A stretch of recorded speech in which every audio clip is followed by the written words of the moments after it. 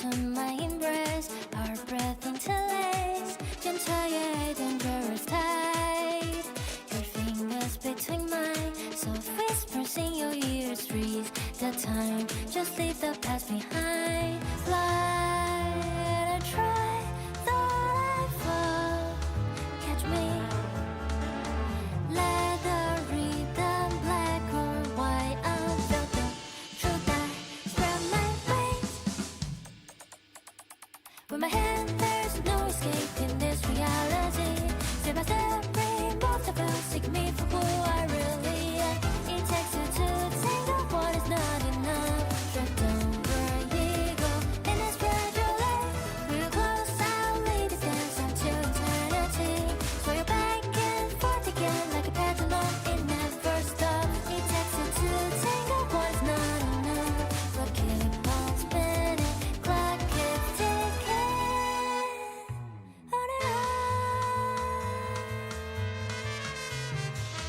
Once more.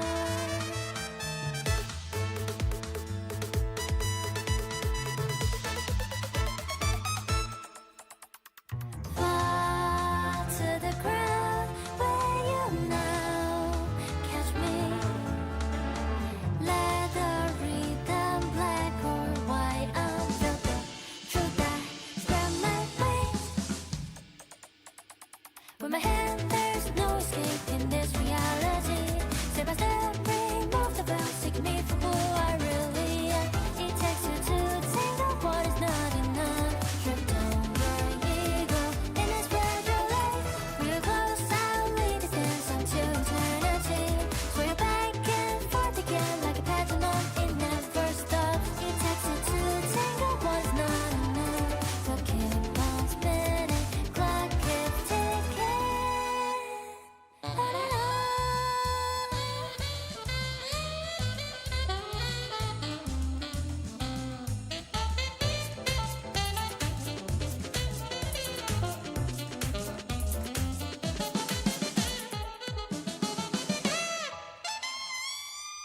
With my hand, no turning back, it's now or never again. Step by step, take to the sky the burden that I have to bear. Let's set our fate, decide how to end this dance. Would it be a blessing? Would it be a curse?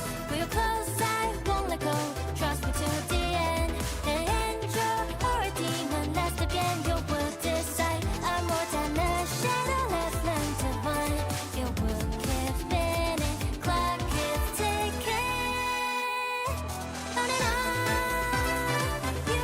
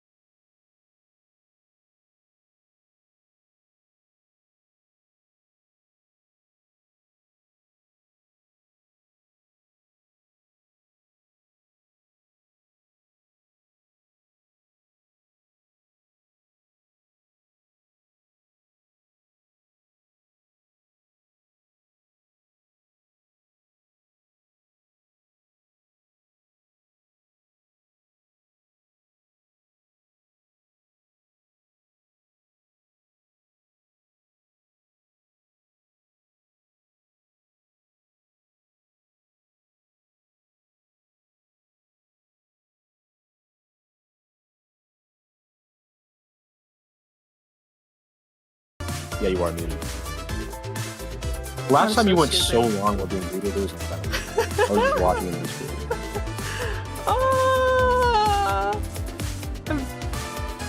Okay, I'm going to fix this today. I'm going to set... this thing is always here. I'm going to put in a new input. Audio input capture, mic.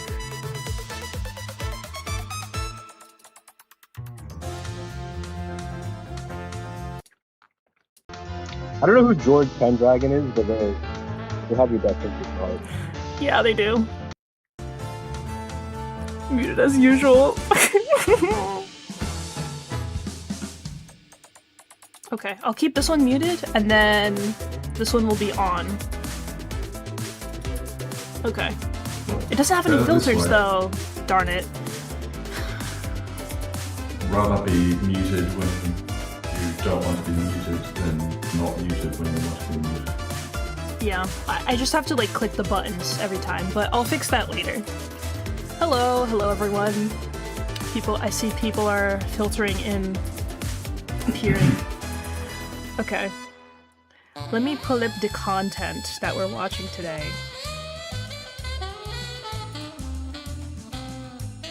Theater mode?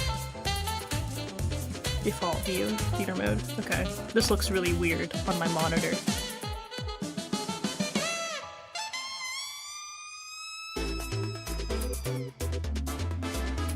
Okay, Google? Here we go.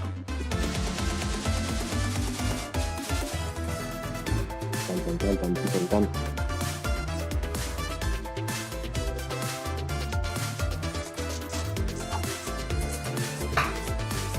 Oh, fuck me. Okay, let's do this. Let's get it done.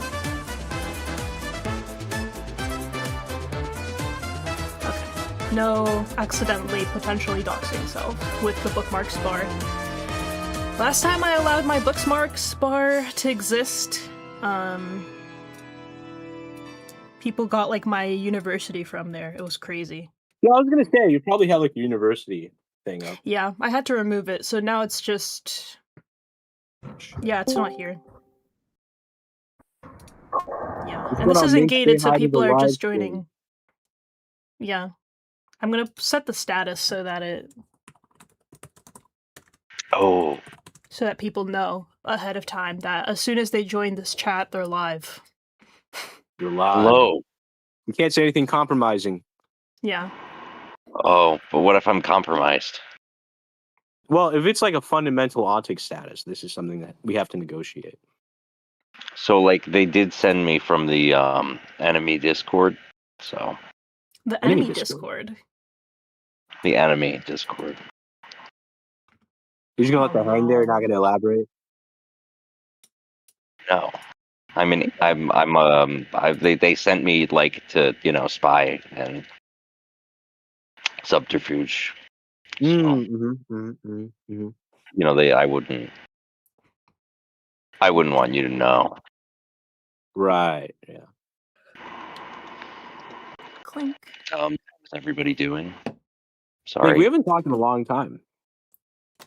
I know, I've been in the torture factory. Yeah, me too.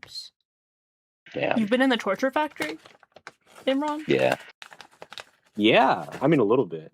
I've been sad, I've been upset. I've been unhappy. This is so sad. Yeah, I've been worried. I'm like, Imran, I really hope he's not in the torture factory while he's gone. I hope he's on vacation, that he's enjoying himself. You gotta make some visits. I mean, honestly, things fell apart with that person, low-key. I mean, it didn't fall apart, Russian? but like... Yeah, it's one of those things where, like, how do I describe this? You have two separate nights where you talk for like 10 hours, and it's like great. And then they just have no interest in you anymore, and you're like, what happened? What the fuck? What? And so, like, it was her birthday today. No, here's the thing. It was her birthday today, and I was just like, "Oh, happy birthday!" And I said a little thing, and she was just like, "Thanks." And then she gave like a hand I can't remember. She did, Oh, like, by a the way, hand chat. emoji. It's Rumple's birthday. Everybody say happy birthday to Rumple. He's here. Happy Happy birthday, birthday, reacting with Rumple. us. Aw. He's a beloved QC member. Sending me the neutrino stuff. Thank you, Rumple. Mm-hmm. Yeah. Okay. No, but anyway, like when you get like silent ghosted, where it's like they actually haven't ghosted you, but they just don't say anything. You're like, you're in a weird spot. Because you want to address it, but then you're like, never mind. This is gonna be cringe. So then you don't address it, but then you're stuck with like the well, why did this happen? Anyway, the video. Mm-hmm. Okay. Well, there's a video being watched. Yeah. Yeah. I just started streaming it to you guys so you can watch with me. Oh, Let me Richard, do you know fuck with if those slash people? when to pause. You know What? those like those like little bookmarks that people put in the books? Like they have like these tiny The tabs? the tabs. Yeah, are you a tabber? Sometimes. I'll have like tabs for if I want to ask smart people questions. Interesting. Yeah, or if there's a particular quote that I like from Twilight, I have tabs. Yo, ooh, interesting. I didn't know you're a Twilight reader, Richard. Mm-hmm. Let me. Hmm. Do I have Twilight within reach? Nah, you don't. Yeah. Scanning. I always also have Twilight within reach, actually. Yeah. Yo, you know what's crazy? I totally forgot. I thought you meant Twilight, the novel series. I forgot. Oh. We're reading it. No. Twilight of the Idols. I think did I take out? Because I tabbed the. Oh, I tabbed the chapters. The beginning of the chapters I think it's in one of Twilight. those Because the hideous Antichrist is just ironies a of thing. life that Nietzsche has turned me into one of those Bible nerds that has like numbered quotes with sections. Yeah. Ready to go. Mhm. Oh man, this thing Why did I tab observed. Expeditions of Let me an open my Untimely book. Man purple and all the other chapters blue? Because the Untimely Man chapter is like confusing. Maybe. Past Richard That was one on some shit. That one definitely, I think I understood like 100% the least.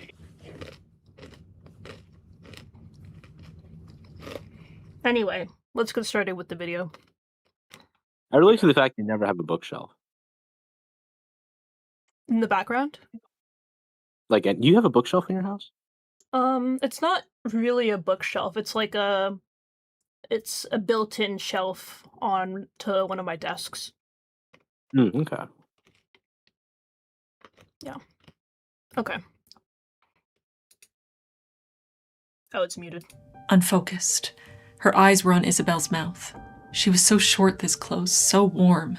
She had made Isabel so angry, and Isabel's face felt heavy, and a foreign thing pulled at her from behind her navel.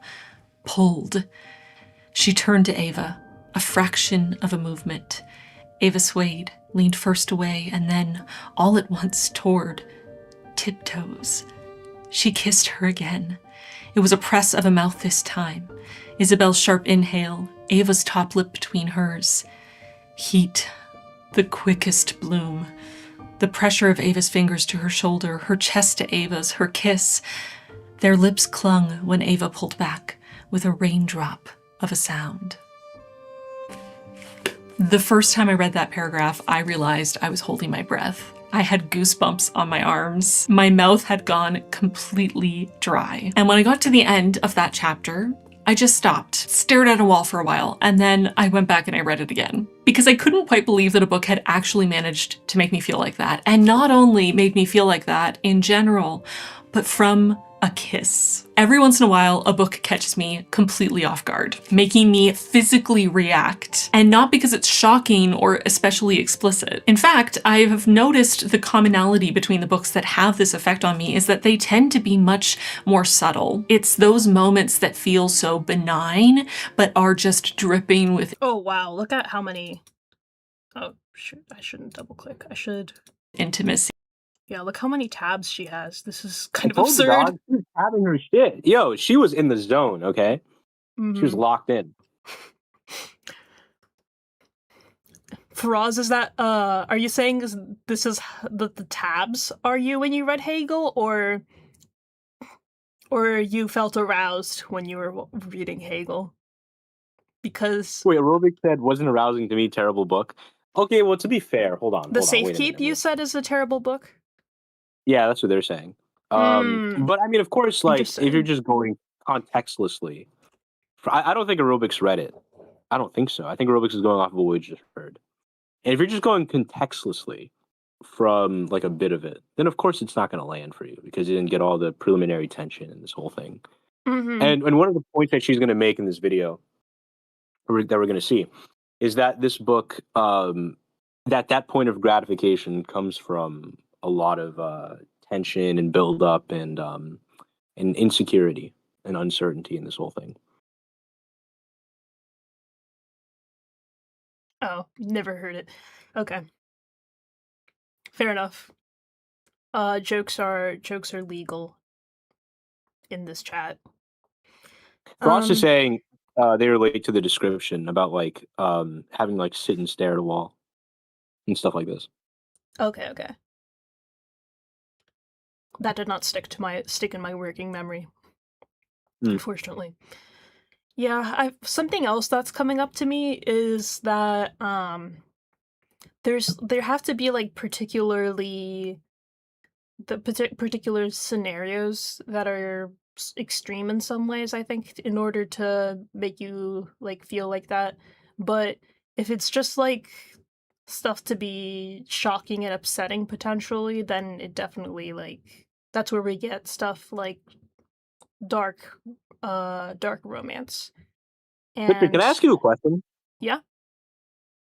Have you ever like read a romance or anything that had romance in it and found it, let's say for example, moving, like you found it emotionally compelling? I think probably.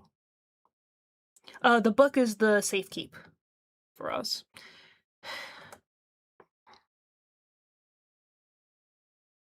Usually I find like the subplots because I don't consume like romance primarily. Actually, most of my romance consumption comes from like slice of life anime, but there have been good slice of life anime with like interesting and moving like romantic arcs in the past. Well, the reason why I specify like books is because, of course, like with text, It's about the execution of the passage, right? like you the can't. writing. There's no like visual component. Like oftentimes like the writing in like an anime might be trash, but like the image is moving in a certain way, so you can't help but be captivated. And it's like if you're writing it out of your pen, you're working off of like such a strict economy in the first place. Like you just have the austerity of the written word, the kind of inherent austerity of it that you have to make something out of. And I think like that's why I'm trying to think like the last time I really felt like a romance hit me in my shit, you know what I mean? You've been reading like slop romance lately, right? Or a little bit. Yeah. So I know what you described was Mhm. the goal was to read the type of romance that women read, but that tends to be low quality just as like a So why are you outing me like sometimes. this? This is not different. True. No, true. And okay, so I hate calling it low quality because I feel like first of all, I feel like a man saying it is low key kind of crazy. But also, at least like a cishet motherfucker like me. Also, Called like dinosaur novels. there are what do you say, Mink? What do you say, Mink? They're called dime store novels. They don't necessarily pretend to be well. To an extent, but it gets tricky though, right? Because something like Heated Rivalry, which started off as like a book or a book series or whatever, I think just a singular book. It's like became a TV show, and people will tell you. I haven't seen Heated Rivalry like the TV show, but people will tell you that like there is like emotional depth. Like if there's one thing that'll get you clipped, by this I mean shot by like the average like Gen Z woman, it's like saying that Heated Rivalry is just like smut slop. Like they'll have you hanged for this. And so there's I a haven't way seen in the which I show think, yet either, but I know I have to. yeah, no, like there's a way in which people have the idea that like romance and romantasy have depth. Like, you remember that one woman we were reacting to the other, like some time ago, where she was like really annoyed at a guy for saying like we should be reading more than romance. I don't know if you remember. Oh She yeah, had yeah, like yeah, yeah. violent, Yeah. She said like she that just have, romance like uh, teaches you empathy, and that's more yeah, important like than she had a lot of those fundamental claims. Who just joined, by the way? Who's it's among us? Sunday. We're Sunday. live, by You the know what's way. crazy? If you're starting up a stream, Sunday has to The be middle there. class white women sent me Anger to collect. Yeah.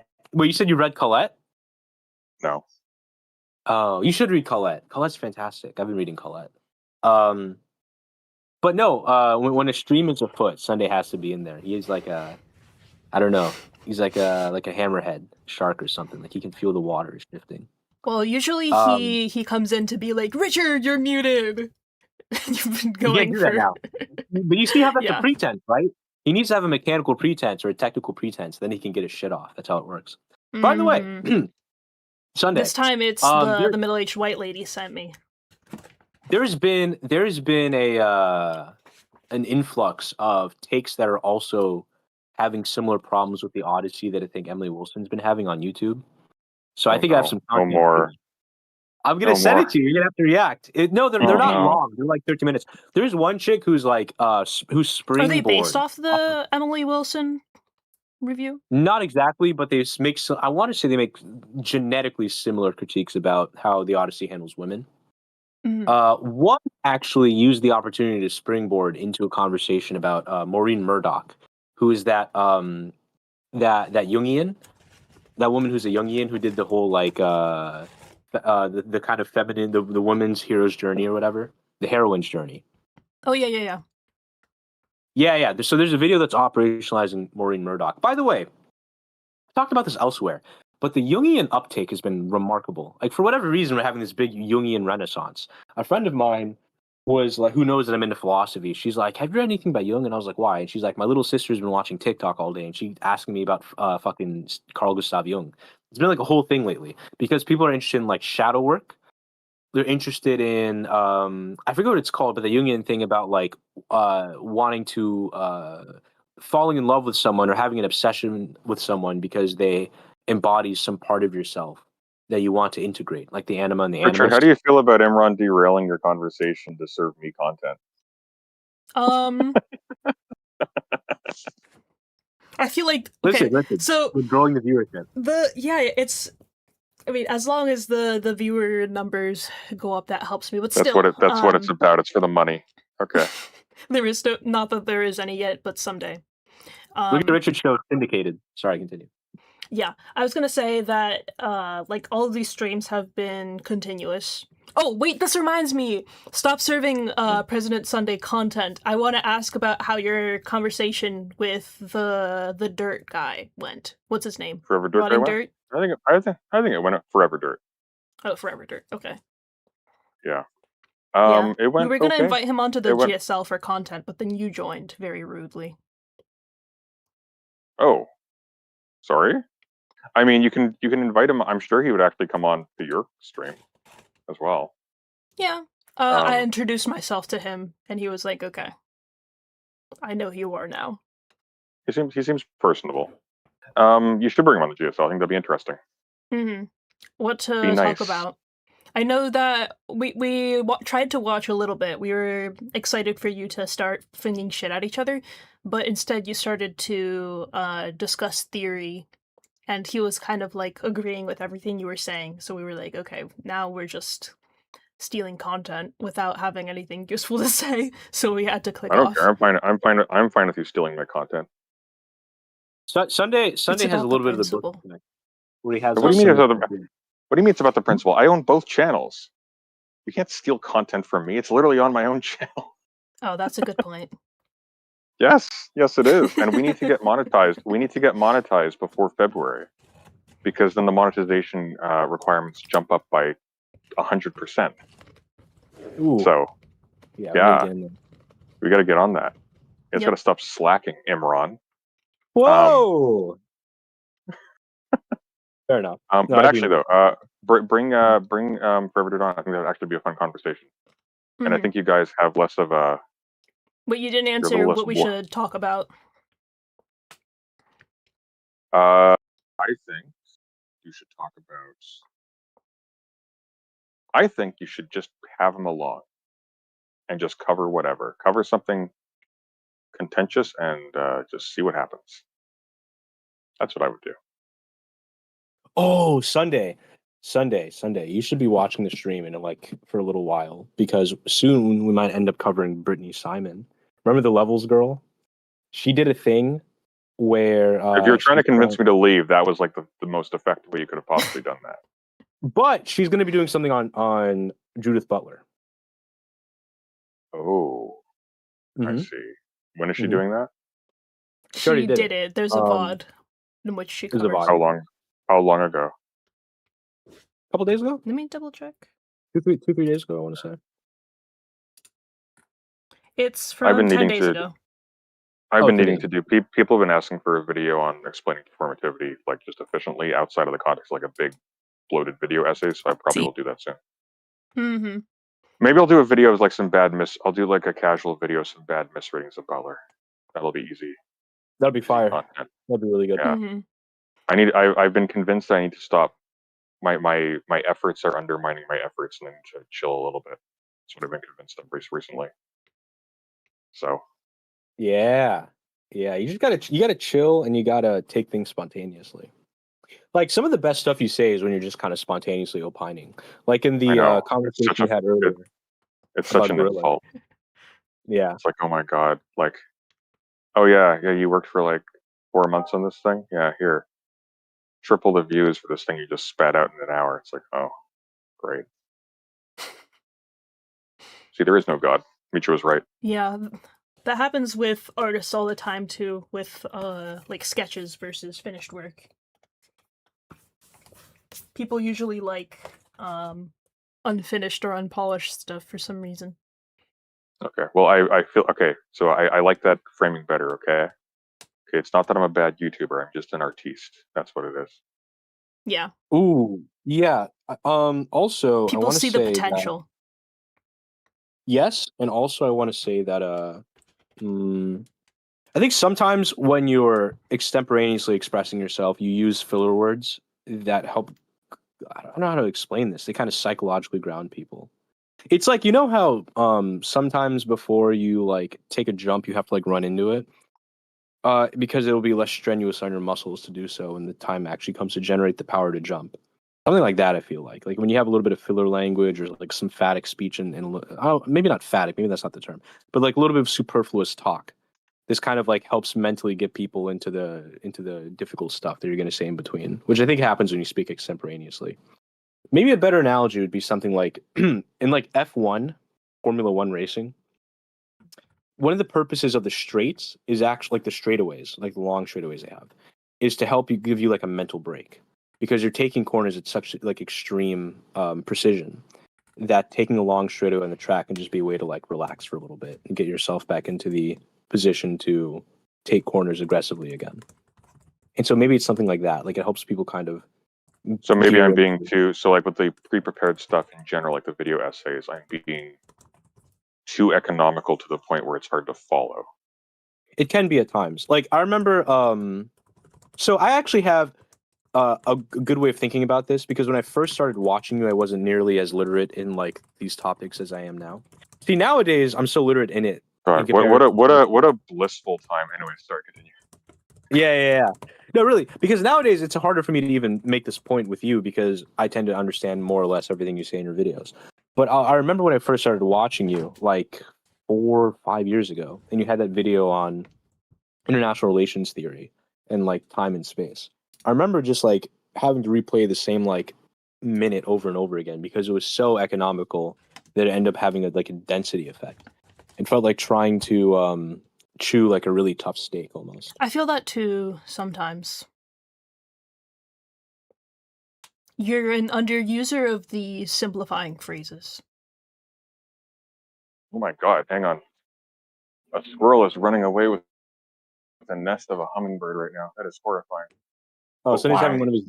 having one of his Nietzsche walks. Mm-hmm. And he's being a little bit of a what they call a flaneur in French, an ambler. Are you watching my Discord stream Sunday, by the way, so you can listen to the video we're reacting to? Oh, I am now. There we go. Play that shit, Richard. Okay.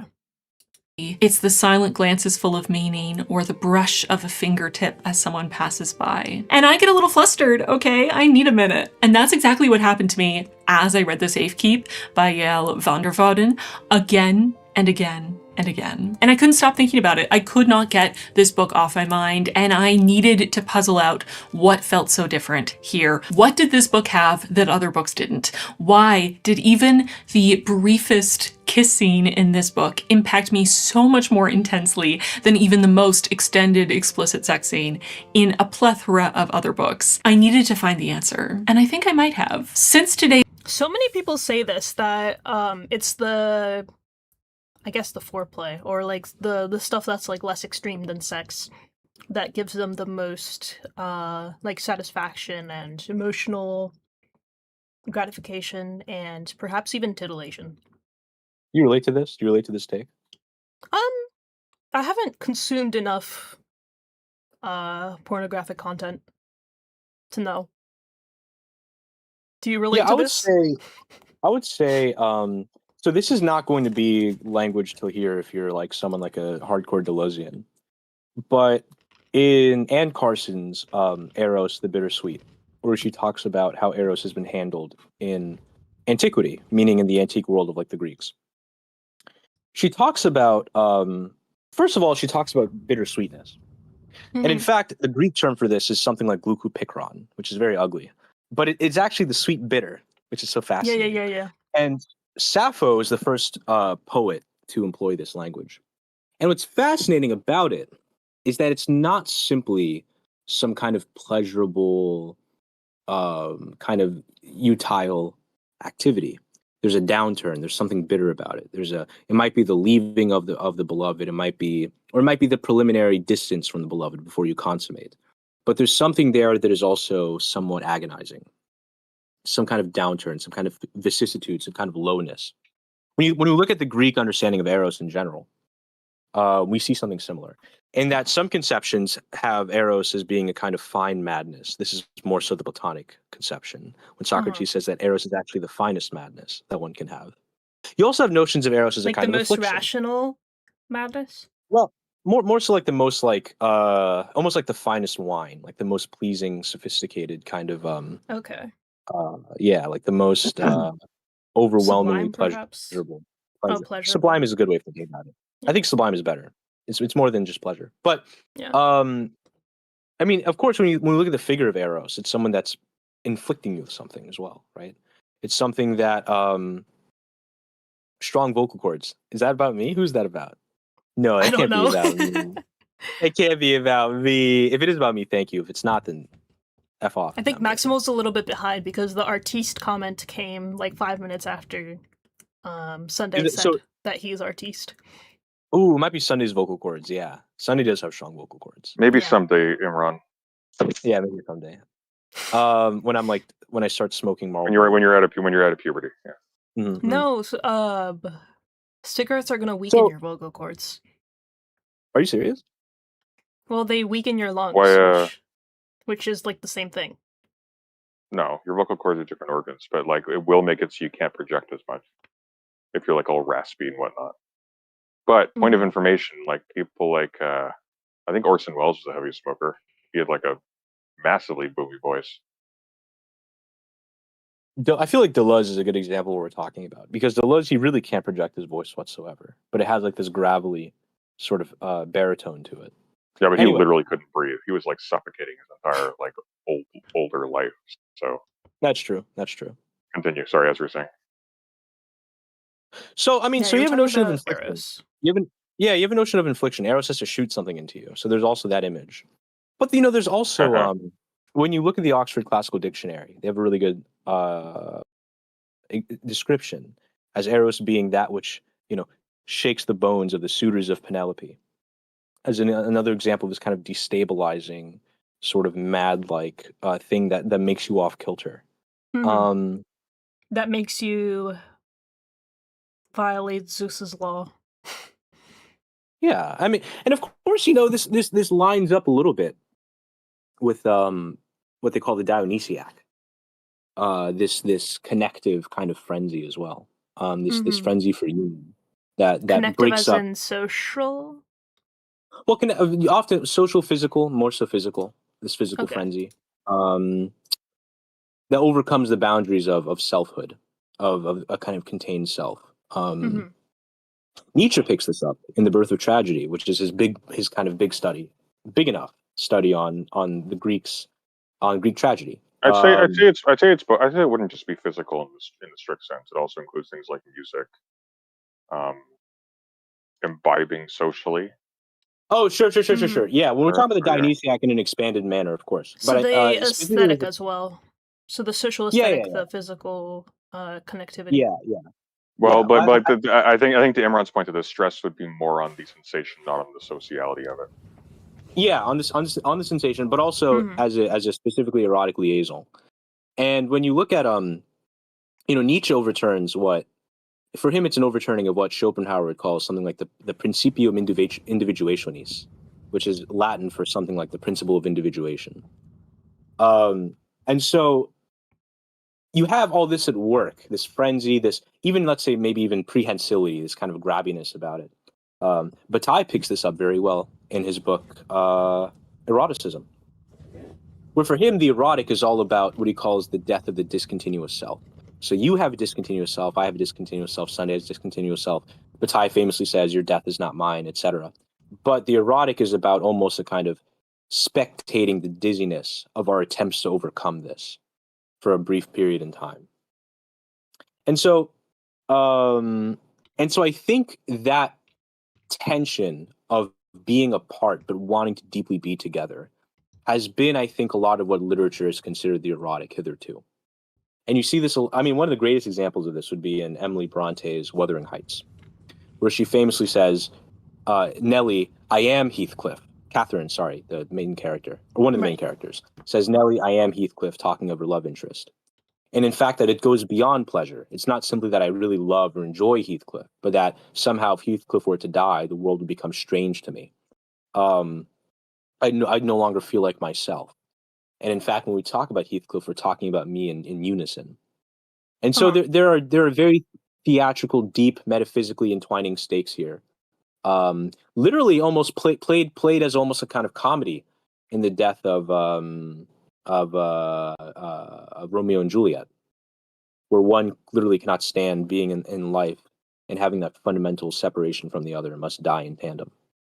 Um, I feel like I'm engaging a little bit of a divagation, And but there's something all this to say, to all of these yeah. concepts, but at the same Mhm. time, they're not necessarily going to hit you harder than something that's purely erotically gratifying, right? Like the ending of Romeo and Juliet is not at all like gratifying in that way. It's not particularly Yeah, no, emotionally no, moving, for and maybe sure, that's for just sure. because it's predictable. But it doesn't Yeah. make me feel what like a happy romance would, or just like Well, I seeing think, I two Well, think, people I think, actually, like look well, good well, together. here's today. if I may Mm, though, like I think mhm. what's really crucial here is like Romeo and Juliet's interesting because it's sort of on it breaks down the distinctions between the genres. It's both tragedy and comedy. Hmm. The Yeah. thing with Romeo and Juliet, and this is where I think like a lot of the interest actually lies, but a lot of people don't talk about it because they're more obsessed with the tropification of it because it's been reduced to so much. But Shakespeare is very deliberate with what he does. Um, there is a reduction. The title is Romeo and Juliet. Last line is Juliet or Romeo, and I think what's really interesting is that, just to Imran's point earlier, um, there are no descriptors of Romeo's character in the entire play. He is a blank. Mhm. And so one of the weird things is like that you can sort of play around with this is like from whose perspective is the play actually? And the answer is it is from Romeo's perspective because he's the only character for whom there is absolutely no particular content outside of people he engages with. Other people don't engage with Romeo as a character. There's a long part where he's like he will describe Juliet. Juliet never describes Romeo. Nobody does. In fact, like he's a non-entity in the play. Supposedly that he's the first name in the title of. He is solely reaction to, connection to other characters. What is Romeo's character? He is Mercutio and Benvolio's friend. He is a person who hates Tybalt, person who loves Juliet, person who hates Paris. Da da da da da. That's it. Which is exactly the point you were making with respect to Wuthering Heights. The identity is connectoral in that way. There isn't, strictly speaking, like any individuality at any point in the actual equation. But he wasn't even and in terms individuated before he met Juliet, right? Well, he was a little bit more, because at the very least you had like a record of a past relationship that was also like same deal again. But at the very least you had like a point in time that sort of anchored what follows in place chronologically. But yeah, basically. And one of the reasons why it blurs with tragedy as a genre is sort of precisely that there isn't actually a place for anything to end up. So there's an old trope like tragedy ends in a funeral, comedy ends in a marriage, right? This has the marriage, and then it spirals out. Sort of this dialectical relationship of things. What's interesting about Romeo and Juliet is kind of like its progression is a little bit nonsensical and a little bit absurd.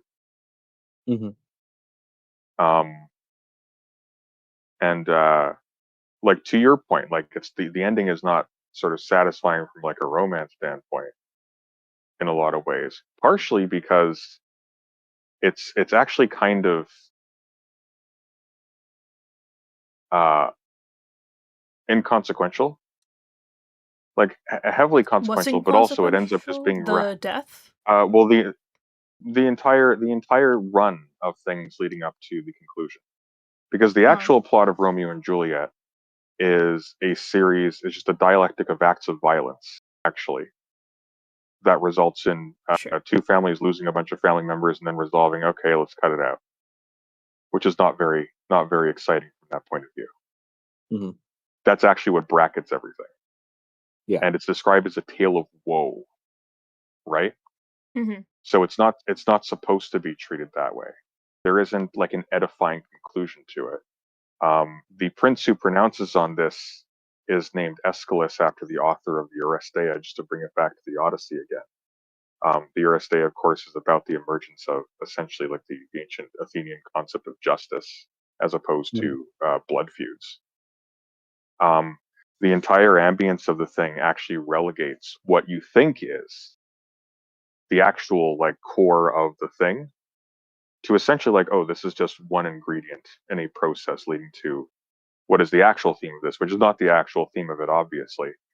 But that's the whole point, though. It's like all of this takes place. All of the interesting stuff actually takes place in that realm of incompleteness. It's when you close the circle that it's like, oh, well, this was about da da da da da da, which is lame. The interest actually is in the buildup, right? Yeah, I think that's a good way to round it off. That connects back to the point of the like erotic being less satisfying than the build-up to like the actual sex. Yeah, the erotic is interesting because part of it is I think you phrased it well, because here's the thing, like quote unquote, even this very idea, and this gets very interesting when you start to like consider, like, for example, like non-hetero sexual relationships, but like the actual sex part is the conclusion of all of the feels. It's the turning of it off, right? That's the joke about like people who prematurely ejaculate. It's like that's the end of the thing. Mm-hmm. So the interest is absolutely not there, because that's just a nothing.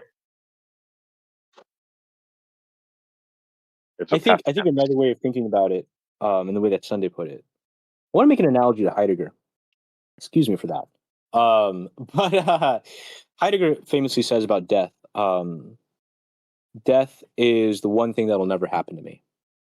And it's a little bit, I can't remember the guy who says it. It was a Stoic. It might have been a Stoic who said, where I am, death is not. Where death is, I am not. Something like this. And so the Mm-hmm. idea is one of the kind of non-phenomenology of death, that it's actually not an experience in itself. It's actually the end of experiencing, right? And so in a way, the erotic is as a culmination is the end of the process, which finally it culminates in it. It's the end of the tension. It's the end of everything that actually is what is stimulating. Mm-hmm. But it Um, doesn't have to be, right? Like, we don't have to terminate narrative arcs with a sex scene, or like romantic arcs with the sex no, scene. It can be certainly the not. Certainly not. beginning, or it Yeah, can be an entire story on its own, or it it can could be be. the And I think beginning. this book. Yeah, no, I definitely think so. I think this book is going to get into that a little bit. How you extend it past the single culmination of like the first sex act, for example. Mm-hmm. There's one. Shit. There's a thing that somebody said that I wanted to respond to, which is that one of the great brilliances of Romeo and Juliet is its inconvenience. I don't like Zizek, obviously, but he has a funny thing where he says something like, we want love to kind of be a very utile venture, almost like you're a business partner. Even nowadays, we talk about it like, what do you bring to the table? It's like, by the way, that started by a red pillar. People don't know that the whole "what do you bring to the table" discourse was started by a red pill man. I hope people That makes understand this. sense. Yeah, very, very Named Kevin capitalist. Samuel. Yeah, it is, and it's part and parcel of a world whose ambiance is that of transaction and transacting and mutually beneficial exchange in that usual way. In both in two parties getting something from each other in that sense. Mm-hmm. But Zizek says, in fact, anyone who's ever been in love knows it's more like you go to the lover and you say, "Fuck you, you've ruined my life," right? um, Precisely because I love you. Thank you for us, Epicurus. Thank you. It was Epicurus who did the whole statement about death. But Hmm. anyway, you say to the lover, "Fuck you, you've ruined my life." Why? Because it's entirely untimely. And if you had a trajectory mapped out, often anyone who's ever dealt with a strong other like a beloved knows, oftentimes it can scramble that. You want to go here, but they actually want to stay there. You had this idea about your Yeah. career, but being with them changes things, right? And so what your itinerary was can no longer remain exactly as it was unless you're dealing with like Chat GPT or something. Mm-hmm. Um, I think children do that as well too. do Like what as well? because they take away your independence. When you enter Oh, sure. into a Yeah. union with a lover, you're giving up your independence. You begin to depend on the other person. In a similar way that happens with children. Yeah. Yeah. So I Another. think this is where contemporary culture is at a little bit of an impasse. Sorry, you're gonna say something? Oh yeah. More on the sex scene doesn't have to be the end of a story. There's a specific scene in Arcane Mhm. where they use a sex scene to indicate a character's like corruption arc. He at the same time as he's having sex with like the corrupt counselor lady, he's also um his friend is like being sick and dying, and he's not around to help his friend at that moment. He has to just like collapse on his own. Mhm. um and then later the first character like visits him in the hospital, and I feel like that's a really good use of a sex scene because you understand why it's there. You have to explain where the character was, and you have to explain that he was like actively into this person, so you can't just like fade to black. You have to see what he was doing instead, and like how it's a mistake. Mhm. That's true. I could see that. I could see that. Also, there's another thing to be launched here.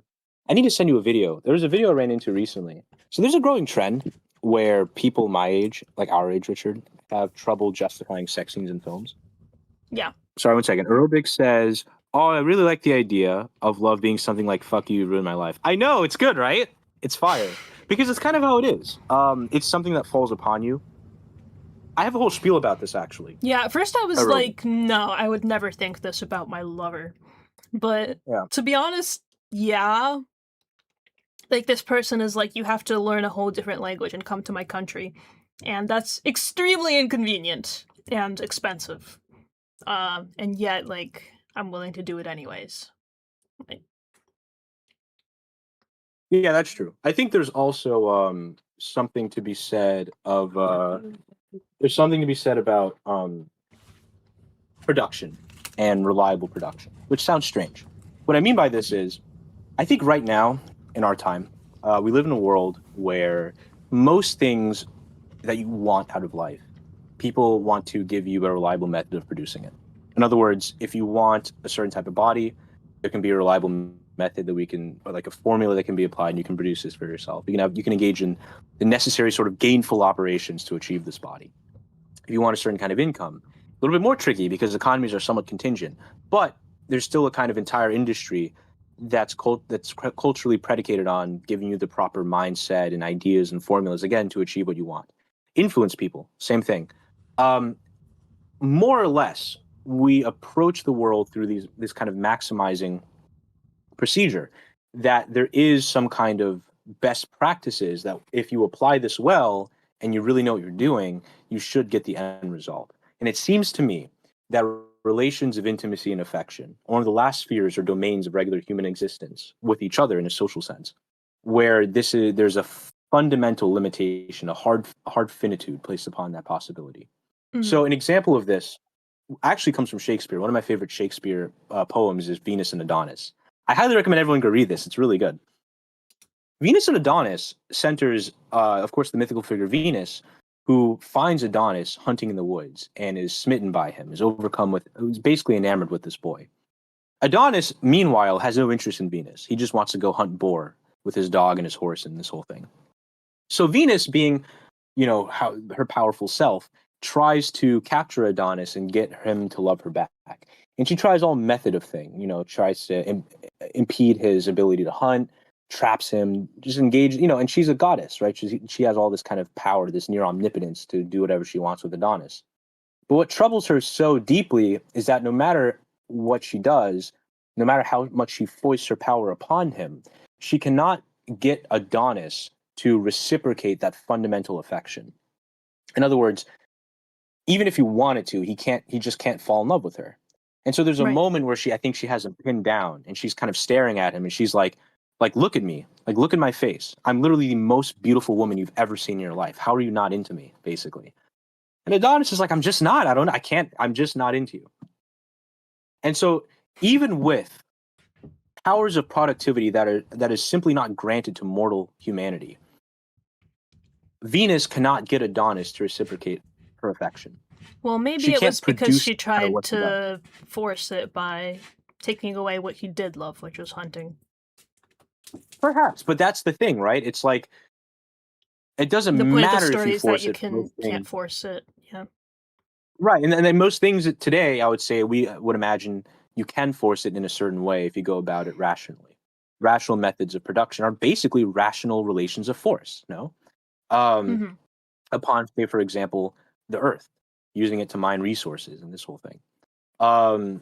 And so it's fascinating to me. Now, to be clear, there are things you can do to make yourself more likable or interesting or open to be seen as a romantic object by others. But there is a fundamental limit wherein if I like some girl in the world, some individual, unique being, I can't simply, by some elaborate, mathematically induced method, guarantee that I get some return in the form of affection from this girl. There's a chance, I could speculate, but I can't guarantee it in a reliable manner. And so it's entirely opposed to the hope of production, or rather, in a sense, the way in which production obviates the need for hope, finally, in most of our relations with the world and with society. Does that make sense? Mm-hmm. How do you feel about this Yeah. Sunday? I'm waiting for the Sunday take on this. I think you're all good. Thank you. Mm-hmm. I don't know. Do we want to keep watching this video? Maybe we can skip in a little bit past the. I'm gonna full disclosure, Richard. For Yeah. whatever reason, I couldn't hear any of the audio you were sharing, so I Oh, was just going off what you guys were saying. strange. Honestly, It that's could good be a enough. phone thing. Let's see. It might be a phone Yeah, thing. we can sort of explain. Yeah, okay. So she has spoilers. We can skip those probably. Yeah, I'm curious about. Well, the problem with generic intimacy is pretty self-evident, I think, but she's going to spend like 7 minutes on it. So should we skip to the tropification of sex scenes, or maybe like halfway into the problem with generic intimacy? I'm thinking. Let's do the purple or the generic Yeah. intimacy.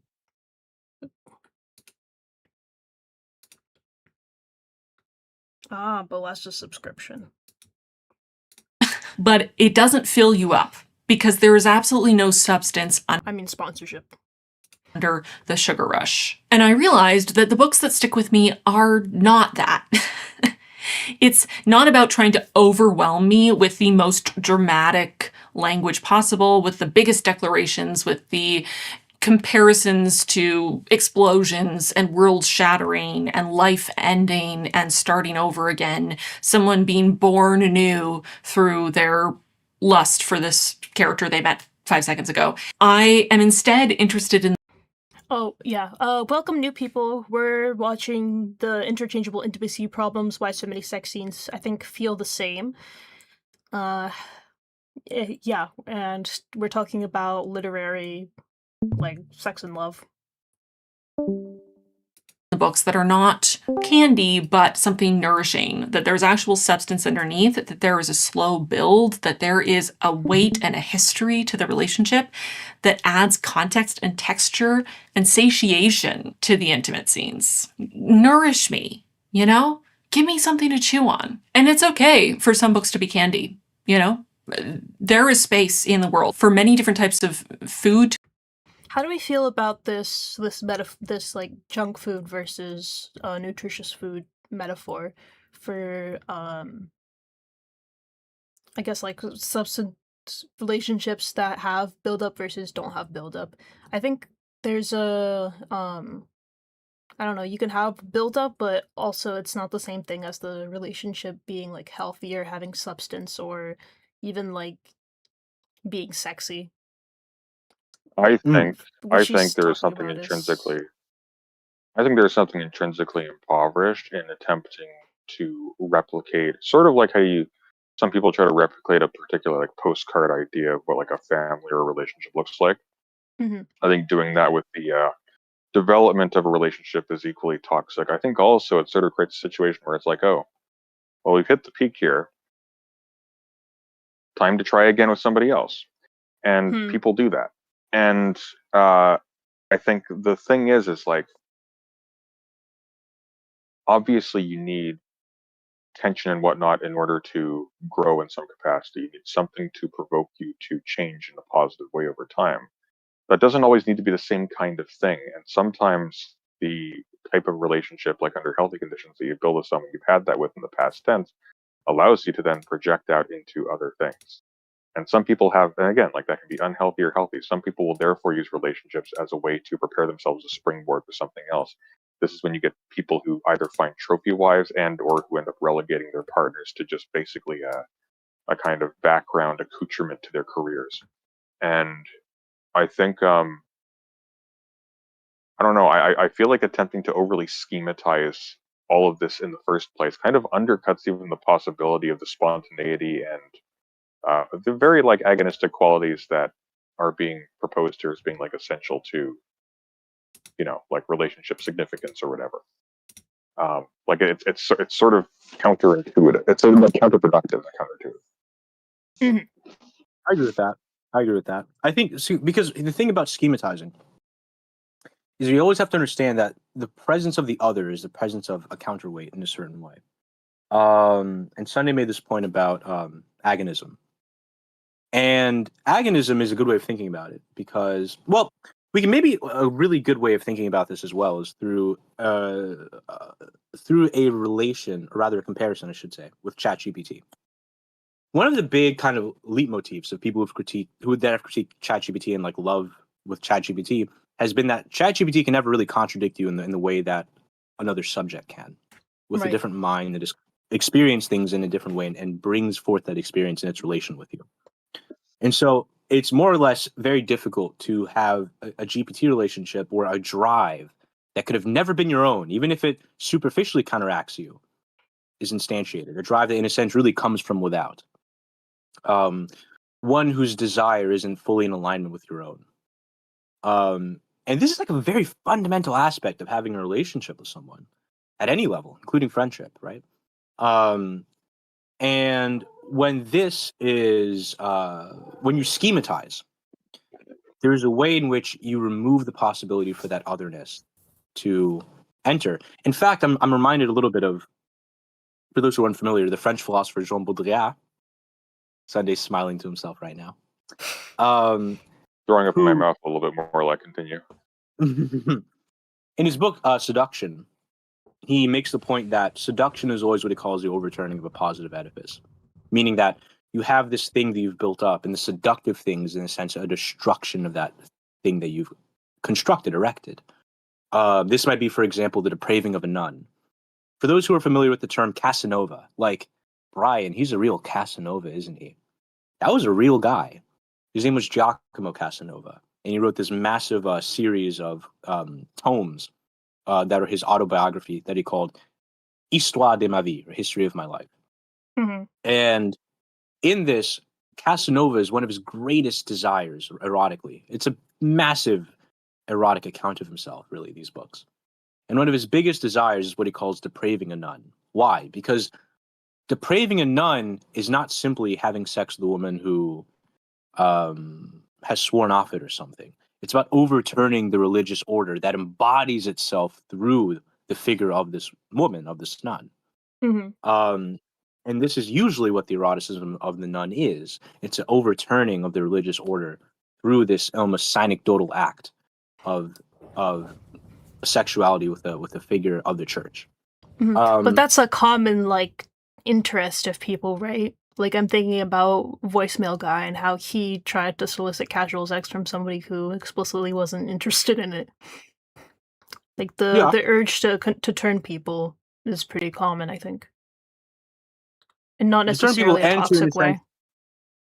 Not necessarily a toxic way, but it's also to force them to abandon some kind of structure, whether it be that of values or that of material interests or that of religious architecture. Mm-hmm.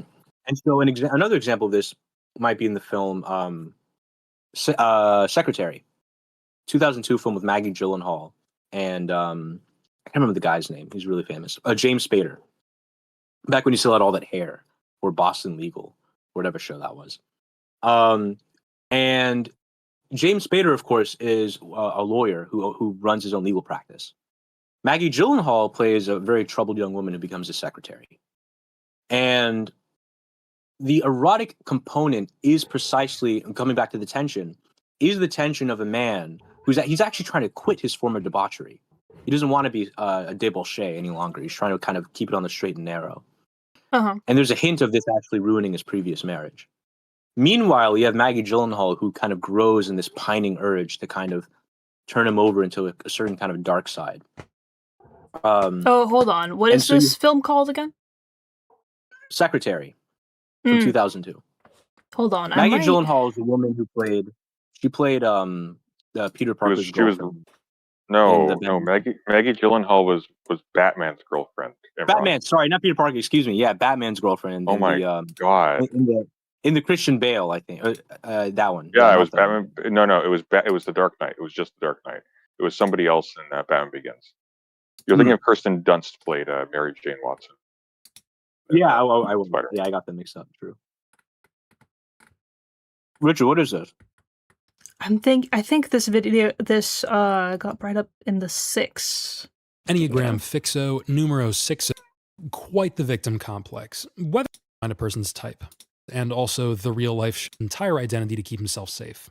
Season 1, she's But thinking for herself in general, yeah, I understand that angle. Even though I'd probably prefer a regression arc, as that's more in line with her book character. Anywho, Katniss is a Okay. Anyway, I think I've heard about this movie before, but since I can't find it quickly, Well, I can look another time. The point that I'm arcing towards is that this is the fundamental agonism of human relationship, and it's always happening in its own way. And in fact, you'll notice oftentimes you're never fully aligned with the desire of the other. Sometimes you have to coax it out. Some women have situations where, I can't remember, there's a term for this in psychology. I really can't remember what it is off the top of my head. But they have to have their desire, in a sense, like started up. It's really fascinating. If they have a partner, oftentimes their partner has to start initiating, and then the desire comes afterwards. There's a It term has for this, to I just do can't remember with what it was. it has to do with the like experiencing desire through being desired, right? Yes. It does. It Although does. I don't know if And that's part of the like observation or the Mhm. theory. Yeah, I don't know what the term you're I think referring that's to part of it. is either. Is Yeah, I can't remember what it's called, but it is a whole thing. I remember listening to a sexologist talk about this on the podcast. But it's recently? fascinating because somewhat recently, yeah. Might actually find it later. I'll find the term. But all this deals with a misalignment of desire. That is part and parcel of having human relationships.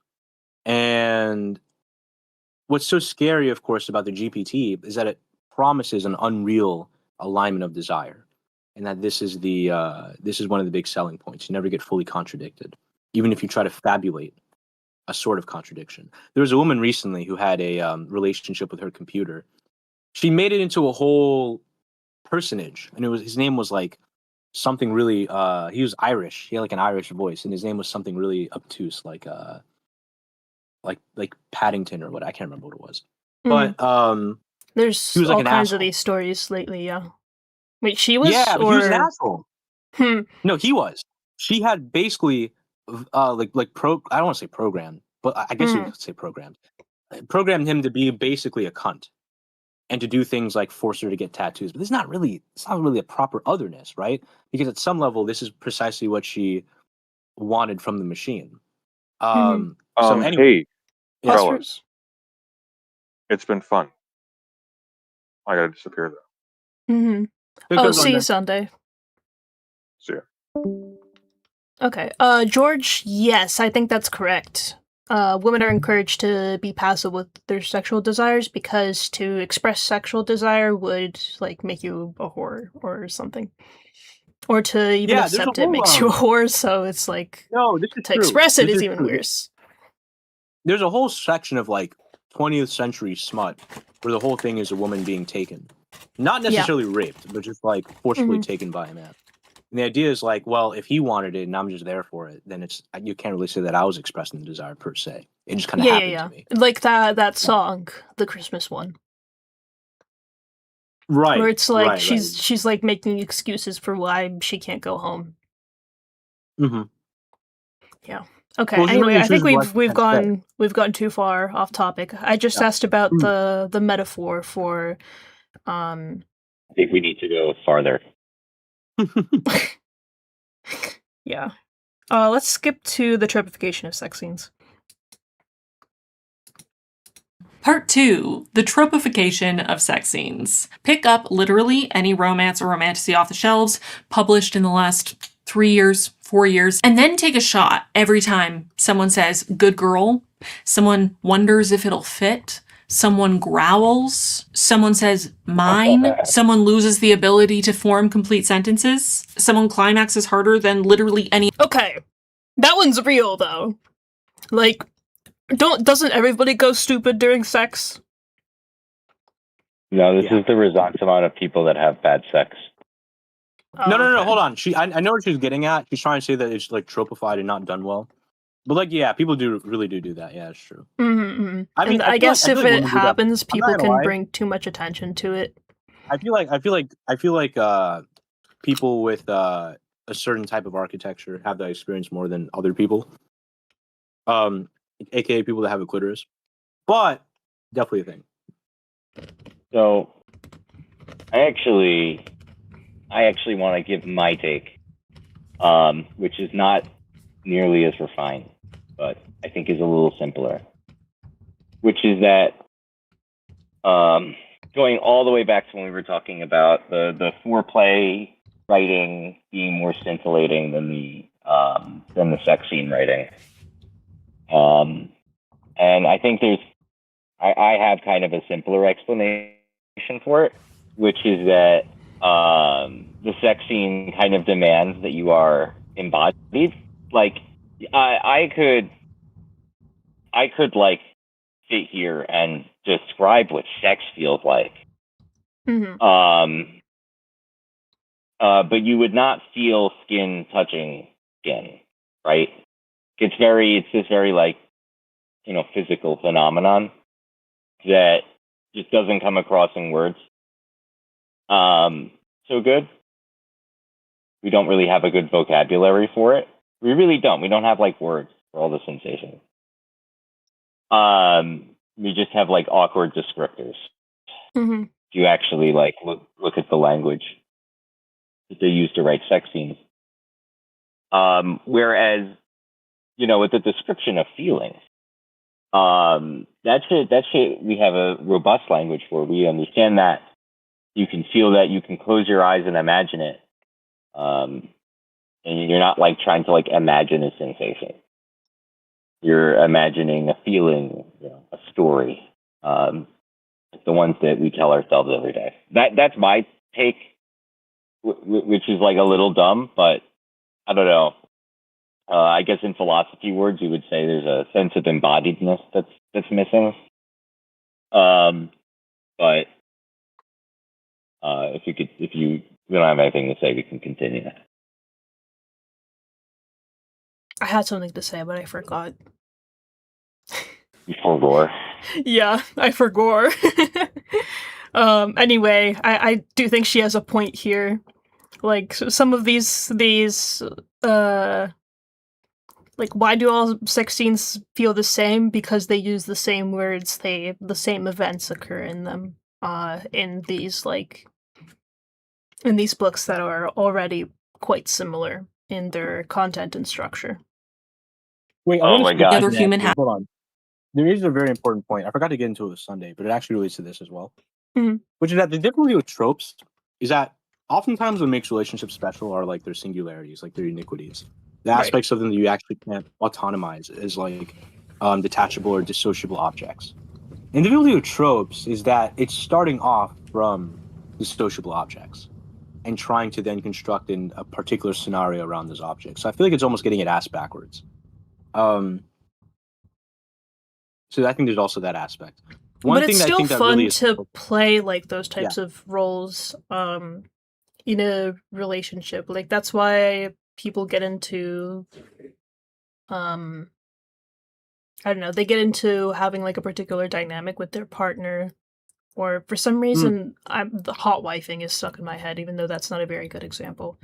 But I don't know, for example, being like a perfect suburban family. Like, people have romantic ideals around that and having that dynamic. Even though it is a trope in a way. I get that. That's fair. I have to think about how they interact with the erotic. But before I do that, you think hot wifing is low-key kind of porn brained? Yeah, I could see that. Probably all fetishes are. I mean, or all sex things probably have the potential to be porn brains, like, and so therefore they kind of are. But I think for me, it's like having the desire to see like your partner fuck in the third person. Oh. I mean, definitely to a degree. I'm sure it's there. That's kind of interesting. But I think that the culture and the language around it could be, because there are other ways to do hot wifing that aren't called hot wifing. Like swinging, for example, or being in a polyamorous relationship. Yeah. But yeah, hot wife is like a more of a porn category, as well as like kink practice. Yeah. Well, there is like an information gap when we're talking about this stuff, because there's kind of a chasm between the people that do these things and, of course, the people that write, describe, and record these things. Oh yeah. Which are not necessarily the same group, and certainly not an equally distributed perspective, right? Like, certain things are, of course, far more prevalent in porn than they are in real life, and I think that absolutely than not in porn, and vice versa. And I think, right, like, there's a lot more hot wife ad videos on GoonTube or whatever, but wait, that mean... Sukeban Sasha is asking, what is hot wifing? This is when you basically rent out your wife to other people to have intercourse with, and then you watch.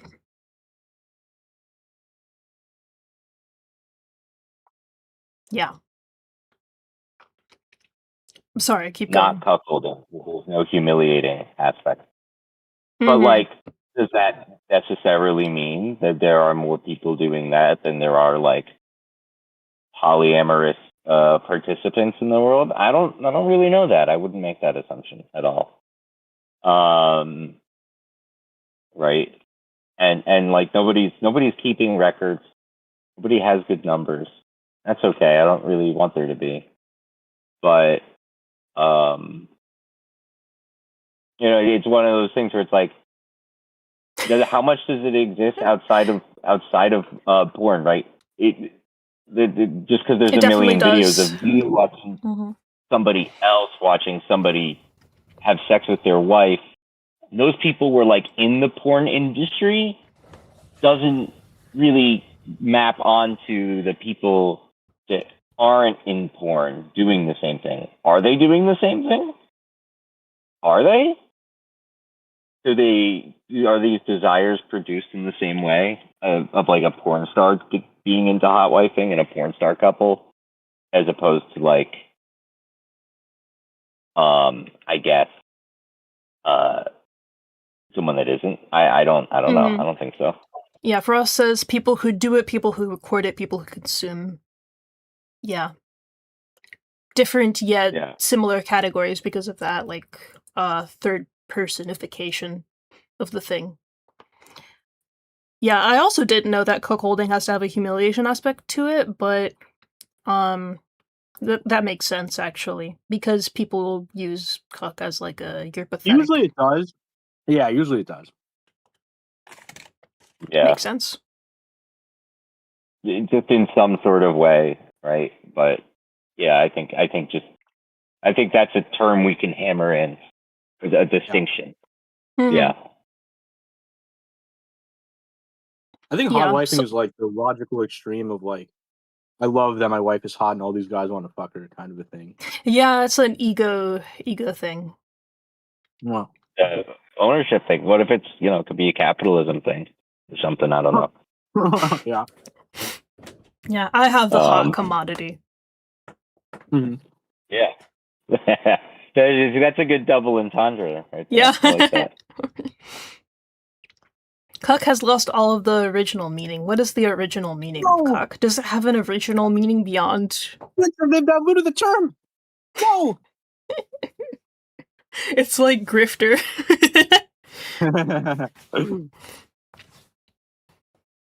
Also, she's got interesting books behind her.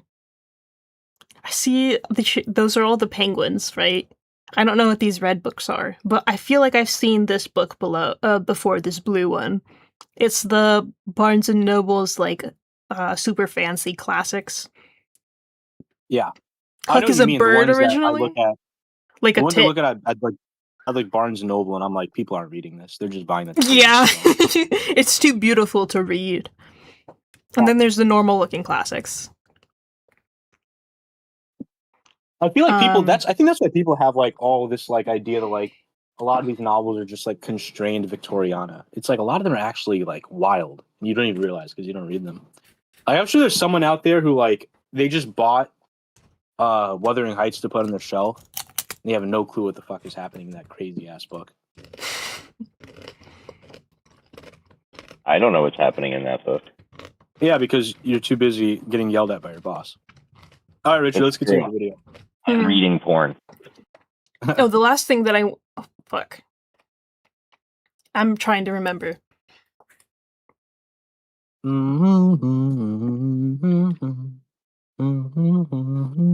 Something I was thinking about earlier is it's kind of, I think we talked about this before, but we talked about how people's sexual fantasies differ.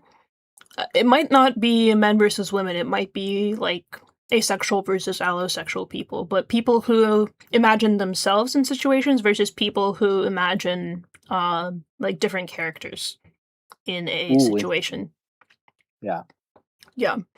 And there's people who will abstract themselves from the equation without like the influence of pornography at all. And then there's also, it doesn't all, the interaction that has with voyeurism also is potentially interesting. Like it might not be the same. Is this just you, Richard? I feel like this might just be you. I feel like you're just talking about yourself. No comment. We could also just be talking about people that read porn and don't really abstract any personage, let alone themselves, like they're not like a character in it. I know yeah, most people that I've read that read like self-insert fan fiction where it's like YN, your name, and you're supposed to insert your name as you're reading. Oh, it's YN? They call it YN? Yeah. That's really funny. I never liked that. People don't like that. They say like, I didn't actually do this. Oh, I heard about this. Yeah. You know, interestingly enough, this kind of like trailed into like regular book space. Like, I was watching a video the other day where a woman was bringing up some threads that she saw on Instagram threads. And it was like these two women who were like, I hate reading POV books, like books in the first person, because like they'll say I did blank, and I'm like, I would never do that actually. But like they're talking about like lit fic, they're talking about like reading Bulgakov or some shit. Like they're talking about reading fucking like I don't know, like just a regular lit fic book. Mm-hmm. Like how and then what happens? Here's a question. Here's a question. If you per se share a wall, and your bed is on that wall with a neighbor, and they share their bed with that wall, and you're listening to them having sex, you become aroused.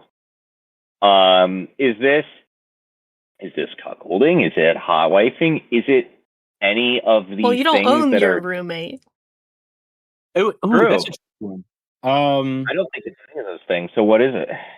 I don't know what that is. Oh my god! Sukabot Sasha said, Y/N is so funny to me because I always immediately assume it's black slang first and get confused when people say it. This happens to me, but in the reverse, where I imagine that black people are saying your name instead of... Oh my god, that's so... You're so AO3 brain for that, I'm not gonna lie. Yeah, I don't even read AO3, really. It's just the people surrounding me, the culture, you know? The cultural osmosis. Yeah, exactly. Richard, I need to get in your Gooner friend group. What's going on? I need to know these people. No, everyone in my Gooner friend group is asexual. No! They're still Gooners, they're just asexual Gooners. I'm still figuring that out. Still figuring out how that's possible. I'm still trying to expand my horizons. Oh, wait, is Ambrose in here? Ambrose is in here. DM. Go check your DMs, Ambrose. Now I'm calling you up personally. Go check your DMs. All right, let's get. What were we talking about? Oh, right. Let's so continue YN. the video. Oh, YN, yes. Okay, let's go ahead. No. Let's go. Okay. As in all of recorded history, AO3 is Archive of Our Own. It's one of the biggest fanfiction hosting sites on the internet. And try not to die. Now, obviously, none of these things are inherently bad in a vacuum. I mean, I would argue that Good Girl is, in fact, inherently bad in a vacuum, because stop. Please stop. What's wrong with being a good girl? What if you... you deserve a little treat, and you've been a good girl. I think I will say though it's low key like overplayed. Like there are a bunch of I remember this whole thing about like the top shortage where it's like a bunch of guys think that like grabbing your hair and calling you a good girl is like being a proper top kind of a thing. Mm-hmm. I think it might be a little bit of could be. It depends on like the individual situation and like what's negotiated, right? Yeah, I think people want more sophistication. I think they want more I don't know if sophistication is the right word. They want more variance. Yeah. I have this philosophy with my characters. Like I don't want anything, including like their sexualities, to be replaceable with other stuff. So I try to give them at least one like really quirky trait. Is there something on my mind, Richard? No. My mind is free like a bird. I got murder on my mind. Remember that song? YNW Melly? No. Maybe Really? maybe it's in that funk remix. Mm-hmm. I know the funk remix. We're not letting this ginger yap. We gotta let her yap. Yeah, true. I feel like my purpose. She's not a ginger. She She's a has ginger. brown What do you eyes. And her hair is That's how dyed that works? orange. Yeah, Is it yeah. She dyed? needs. It's dyed. You think her hair's Oh. naturally that color? Okay, now I feel like a man. You're making me feel like a man. Richard. Yeah, gingers don't have this bright orange. Like natural red hair is pale.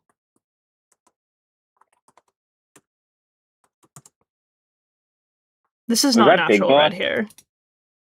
Dan Crenshaw, never mind. Yeah, none of these are natural. Yo, we're exposing all of them. This is crazy. Yeah. Like All what fake. do you mean natural red hair? This even says the image. One of these has to be natural somewhere. I can't believe all of these are augmented. Yeah, see? That's natural. Okay, I Mhm. could see that one. He's not dyeing his hair, but it's basically like yellowish, brownish, orange. It's not. Okay, so I got this comment said. The dweeb out about Wait, hair Brittany. color for a second. About natural hair color, which is not ever going to be the same as dyed hair color, is that you will never, ever, ever find somebody where every strand of hair, undyed, is the same color. Black hair, blonde hair, red hair, whatever. Ambrose said, answer the question. Wait, Mink, I have an answer for you. Ambrose says, answer the question. No, about the whole, like, about the hearing your roommate through the wall or whatever. No, because hot wifing and any other fetish requires discussion and consent. You can't have that with your neighbor through the wall. Question mark. This is probably true. But I don't know if it then doesn't define as like kink or fetish just because it's not. I guess yeah, if it's not negotiated, it isn't automatically kink or fetish. It might be like assault, but also Well, if you I mean, enjoy it, then this is it's a little bit kink tricky, though. or From a fetish. philosophical perspective, So Ambrose is going to get on me for this. From a philosophical perspective, it's a little bit difficult because then you're saying that the fundamental element of what makes something kink is consent, and that's not necessary. That can't be true because then you can have non-kinky sex that is also consensual. So it has to be something else. Philosophical perspective. Let me read. also, I think Ash Kitty answered their own question. It's because it's hip hop, right? It's gonna get co-opted. Because it's the most co-opted genre. Okay, yeah, let's let the non-ginger yap. On this earth is That to is encourage required, authors to disgusting, stop writing and- good girl into every intimate scene. Anyways, none of these things are inherently bad. They all can exist in an effective, well-written, emotionally impactful intimate scene, right? And I genuinely don't think that the existence of tropes is a problem in and of itself. I think the real problem is using tropes as emotional shortcuts. Rather than these scenes feeling like an author sat down and asked, how can these two unique characters experience and express their desires, specifically with each other? This is a melding of two people who don't exist anywhere else. These are one-of-a-kind characters. This is a one-of-a-kind relationship that can only exist within the context of these characters in this world that has been built and this series of events. What does that scene look like? How does it play out? How does it feel? What does it smell like? What does it look like? Instead of all of that specificity, so many of these scenes feel like they were brainstormed by committee. What usually happens in this kind of scene? What does my target audience like to see in an intimate scene? Which tropes? Yeah, first I would say that the brows don't, brow pencil looks right. They don't look quite the way that they're supposed to be. I am not sure. I feel like, yes, kink has to be consensual and you can't have kink that's non-consensual, but we're talking about okay, I'm just thinking about like edge cases where, I mean, you have like an established partner and then you try something new that's like a little bit different from something that you've normally did, and technically it's like slightly different, so you think that it's the same, and technically it's non-consensual, but it's also unlikely to cause problems because it's unlikely to touch any boundaries that you've previously discussed. And I don't know. I have hesitations about Well, this. okay. Here's what I would say, because I know where you're coming from. My way of getting around it from a philosophical perspective. I know that sounds really pretentious, but the reason I say that is because what we're trying to do here is we're trying to define a universal, which is a philosophic enterprise. And I would say that it seems to me that it can involve, like the definition of what kink is at a universal level can involve consent or must involve consent in order for it to be what it is. But it would not be limited to simply being consensual. There'd have to be something else there. You can technically have both. You can do that, Right. I think. So there's also that. Ambrose says there's also meta consent versus act by act consent, which works differently. So consent is complex. Yeah, there's consent is very complex. I keep wanting to say Jalma, which is ridiculous because I know your actual name. But there's a book you might be very interested in, a recent book by a French philosopher named Manon Garcia, called I think something like The Joy of Consent, where she kind of gets into this a little bit and about like trying to work out a it's not pretentious, a philosopher. Thank you, Ambrose. But yeah, the book is called The Joy of Consent, which kind of tries to work out some of these problems. Is it where enthusiastic consent comes from, by any chance? No, it's posterior to that conception, but I think it definitely works with it. Yeah, because we've critiqued enthusiastic consent a little bit. It's one of those things, if I remember correctly, I want to classify it under that strain of feminist thought that's trying to get past like legal notions of consent. Because historically, consent has more or less aped some kind of legal understanding, or let's say even political understanding, where it kind of mirrors something like consent of the governed, or like actual contractual consent between, like, say, for example, workers and firms, and this sort of a thing. I mean, one of the big objections has been that, you know, oftentimes when you consent to something that is like your property, in a usual legal way, you're consenting for your property to be like used by someone else. So you, in a sense, you're consenting to your ability to give away something to someone else to use. And it's like, in a sexual understanding of consent, that's a little bit strange. It's like, is your body like a car that you just kind of legislate away from yourself? No, not really. And so like stuff like that is where it becomes a little bit tricky. And also you have people like Ellie Anderson, who wants to do like a phenomenological approach, where it's like, instead of consent being something that you verbally give or withhold, although you can, it doesn't have to be that way, right? Like, so for example, when we have relations where no one talks at all, when we both have consensual sex, Ellie Anderson has a phenomenological framework for trying to understand that situation as consensual, where she brings it back to its Latin understanding of a kind of feeling with. So for her, consent is kind of feeling with one's partner and having a sort of embodied understanding of the other, and what they want and don't want, et cetera, which is more at a kind of experiential than representational level. One second, reading Ambrose's comment. Also, consent alone isn't sufficient to make something good sex, and we potentially emphasize it only at the expense of other things. That's true. Yeah. That's true. Yeah, I think that's very true. Who are we punishing, Ash Kitty? I just got flown by here, but the definition of fetish as also requiring consent seems that's new to me. I haven't heard that one before. Yeah, because fetishes could also be like a private thing, or in kinks also. Like it could be just something that you're imagining in your head, and something that you're interested in.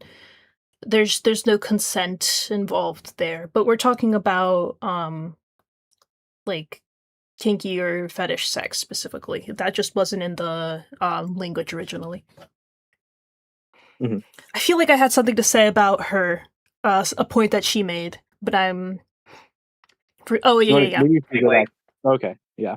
You can bad The sex scenes being written by a boardroom. I had thoughts on that. Like it could be that all of these women are a little porn-brained, or that they're reading the same stuff, and the stuff is derivative. But it's also a problem that happens with like their plots and their characters. Like people complain about characters being overly like the main characters being overly like silly and childish in romance books. That's just one example. What about them being childish? People complain about protagonists being female protagonist in romance as being like childish and silly and kind of incompetent, like just a girl, like an internalized benevolent misogyny type of thing. Which is interesting because I feel like right now, this is where I think something like whimsy is almost a kind of recuperation.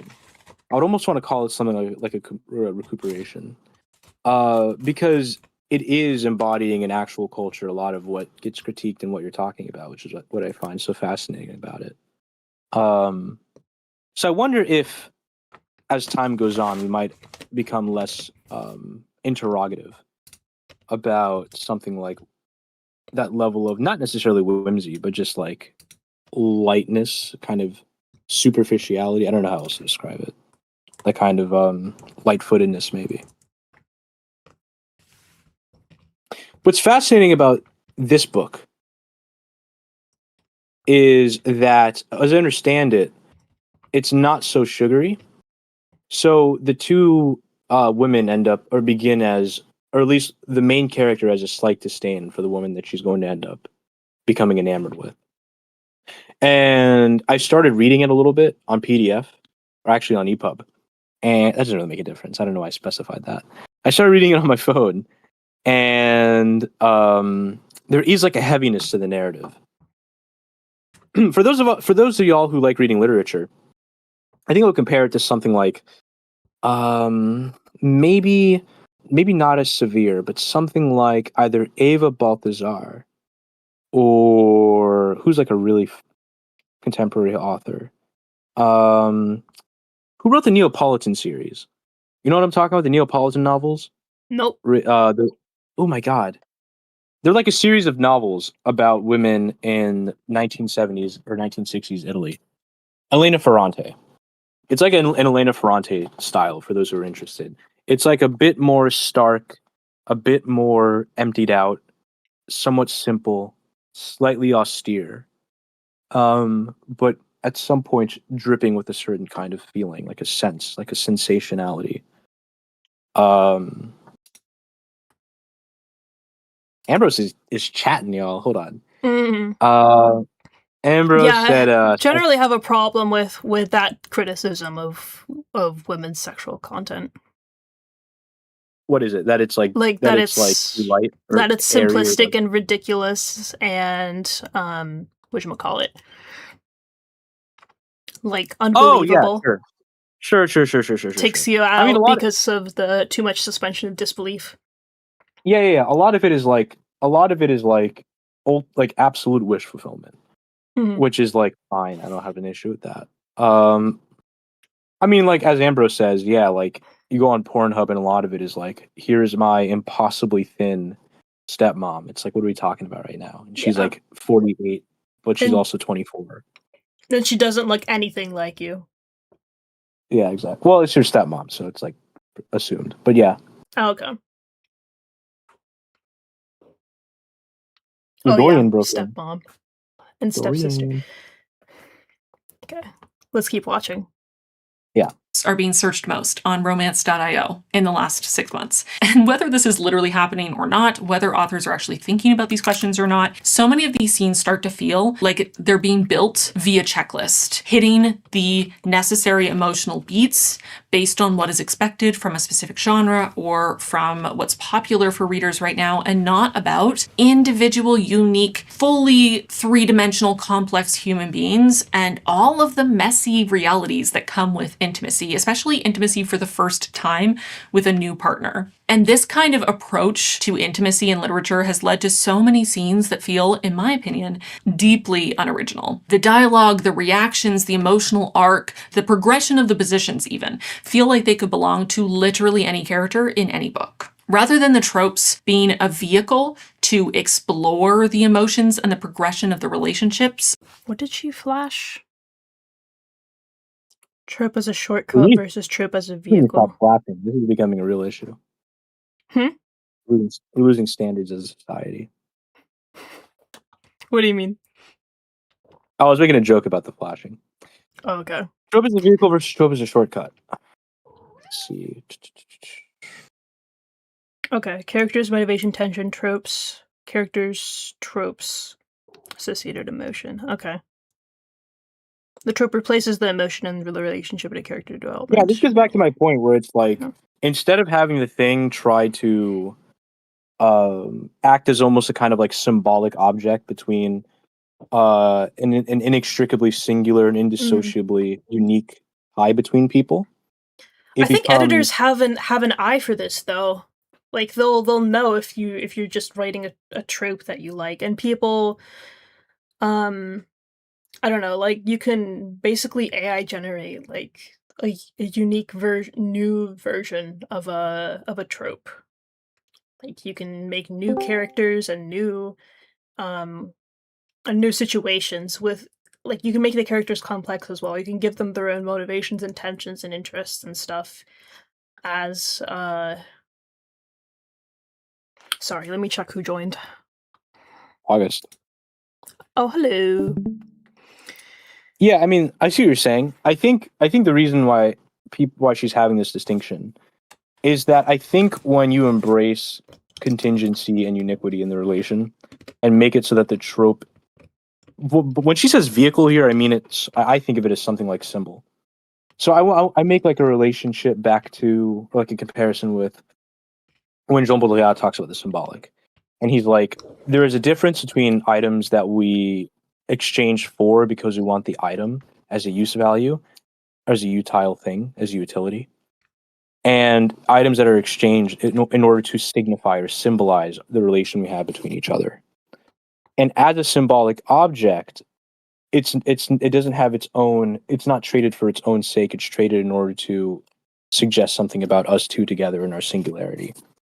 And I think trope as a vehicle is getting closer to like that symbolic object, where it's like the kiss is symbolizing the unique and contingent situation of two crisscrossing lives that are coming together in an incredulous way, because oftentimes the most erotic stories feel somewhat absurd. Like you know, like unironically, the Rihanna Love in a Hopeless Place kind of a thing. I think I brought something similar up when I talked about the like suburban couple like finding romance in their dynamic. Another thing that I just noticed is that this graphic feels kind of weird. Like, how does the character to motivation to tension tension lead to tropes? Shouldn't tropes be like something applied posterior to reinterpret characters' motivation and tension? Maybe that's like too graphically complicated, but still. Yeah, they had to do some distillation. Yeah. It's not how I would model it, so it's inferior. Being a vehicle to explore the emotions and the progression of the relationships of these characters, the tropes become the actual emotional content of the scene. It's like the emotional arc of the scene has been outsourced to this shared shorthand that we already all recognize, instead of the author allowing these specific characters to direct the scene, to create the circumstances for this kind of intimacy. How would these specific characters express their desire, their awkwardness, their uncertainty, their joy, their giddiness, their passion, their excitement in all of the many possible unique combinations? And not only the author letting the characters inform the scene in a way that grows naturally from the characterization that they've built, but also then allowing the reader to discover something fresh and new as well. These scenes aren't surprising. The dialogue isn't fresh. The positions and emotional beats follow a formula that we all know very well. And that not only allows authors to rest on their laurels, delivering what should be the emotional climax of these characters' experiences in this book, their arc in this book, on autopilot, but it also leaves you and I as readers in this passive consumption role. We know what to expect. We get exactly what we expect. We consume it without having to think too much about it, without being surprised, without having our expectations subverted, and we just continue. This is interesting because it reminds me of like the earlier literacy discussions that we were having, and like I guess there's ways in which the content and the way that the story doesn't challenge you also can reduce literacy. Like if you don't read, or if you can't bring yourself to read stories that aren't like tropey, then maybe you like just don't have the skills to interpret them or something. See, I was just about to bring up this point about how they are actually being made to be consumable. That's sort of the point, and that's why they're like that. Because it's the easiest, most sort of consumable thing that this kind of thing is on top and so popular, right? Having something that makes you expend a lot of energy is necessarily sort of like a much bigger investment, right? Mm-hmm. Continue forward with the rest of the book, the rest of the scenes, without needing to interpret or engage or discover anything. There's no need to be curious about what the characters are experiencing and how things are going to progress, because we know from the outset exactly how everything is going to go. Some books ask relatively little of a reader, and sometimes that is what we need. Sometimes there's too much curiosity, too much unknown in your life, and you just want to pick up a book that's going to follow the progression you know and love and is going to be comforting and satisfying in exactly the way you need. And that's okay. And other books ask a great deal of a reader, and not everyone wants that, at least not with every book they pick up. However, I do think that there is space between something that is completely new, completely alien, completely uncomfortable, and demands so much of the reader, and a scene that is just the same tropes in the same order with the same exact dialogue and language again and again and again, to the point. Yeah, of course she's right here. That's obvious. Where again, it's sort of cut and paste, interchangeable to any book.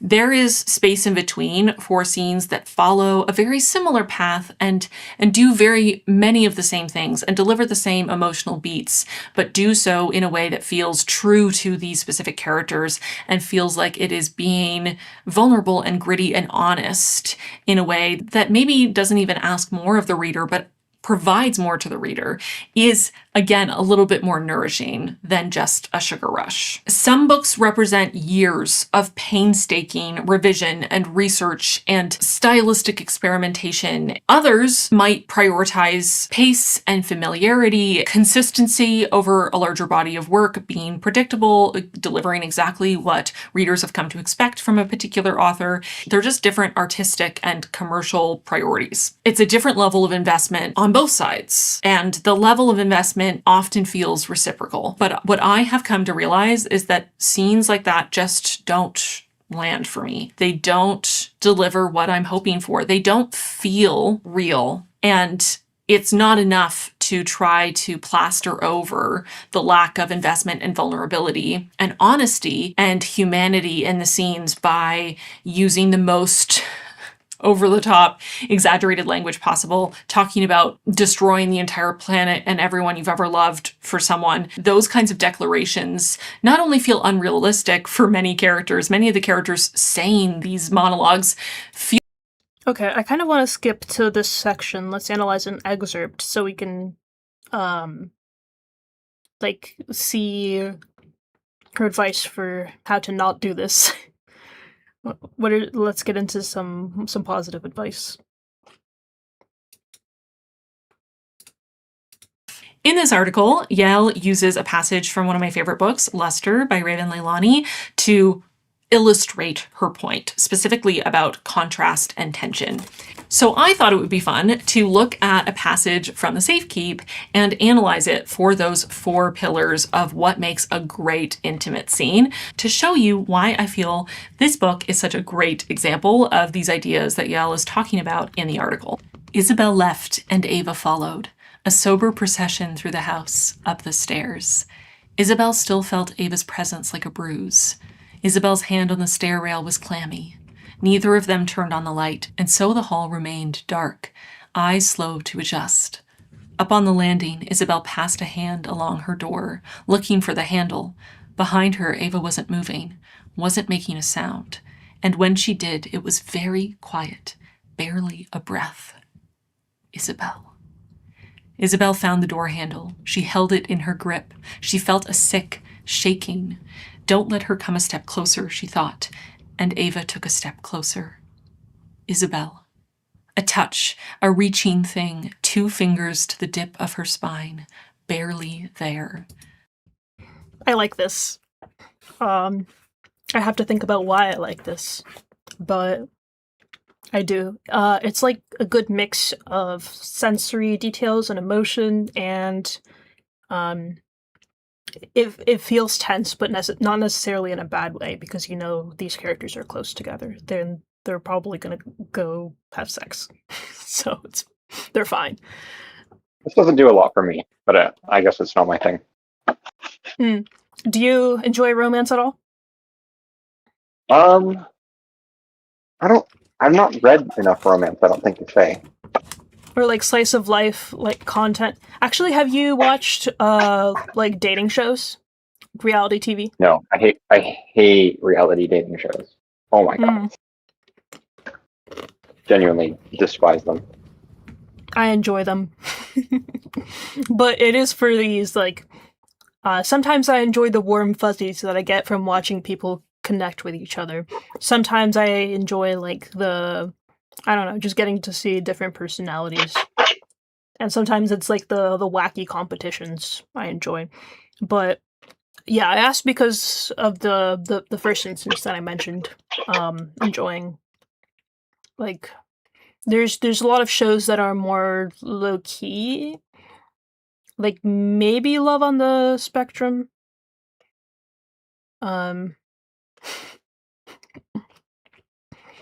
Random 3PO made me laugh.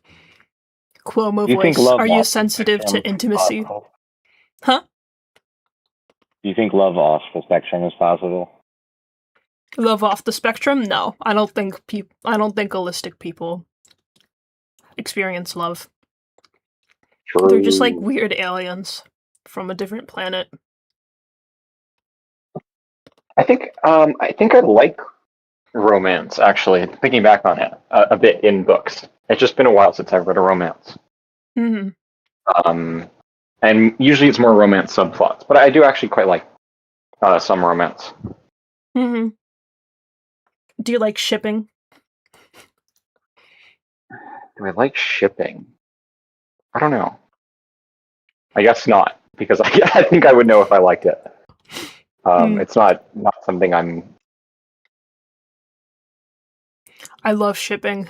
Not like I don't write fan fiction or anything, but I like just seeing two characters with an interesting and close relationship in canon, and then being like, wow, they're so cool, and then I rotate them in my brain. See, I can't do that. Hmm. You can't rotate the object. Exactly. I do like reading erotica, though. I don't know where that puts me on all this. Okay, that's good to note. Puts you directly in jail. Go to jail. Do not pass go. Do not collect Aerobics $200. asks, power scaling son or shipping daughter? I'm truly non-binary because I'm both. The power scaling son and the shipping daughter. Real. Don't let, Isabel thought, and turned. Oh, there's more. And Ava was there, right there, a hot shape in the dark. Isabel either pulled or was pulled, a rushed and clumsy embrace. The kiss happened without her knowledge, without her understanding the steps it took, how they swayed in the middle of the hallway the one moment and found wall the next, how Isabel came to hold the curve of Ava's jaw, thumbed the bony joint when Ava opened her mouth for her, did so with a stutter of a sound for her, when Ava came to fist a hand under the heat of Isabel's hair, when she came to move against her, puff against her. Isabel pushed in closer. She wanted to push Ava through the wall, wanted to push herself into Ava, too. The slide of Ava's tongue made a pendulum swing low in her belly, made something pitch like a whistle.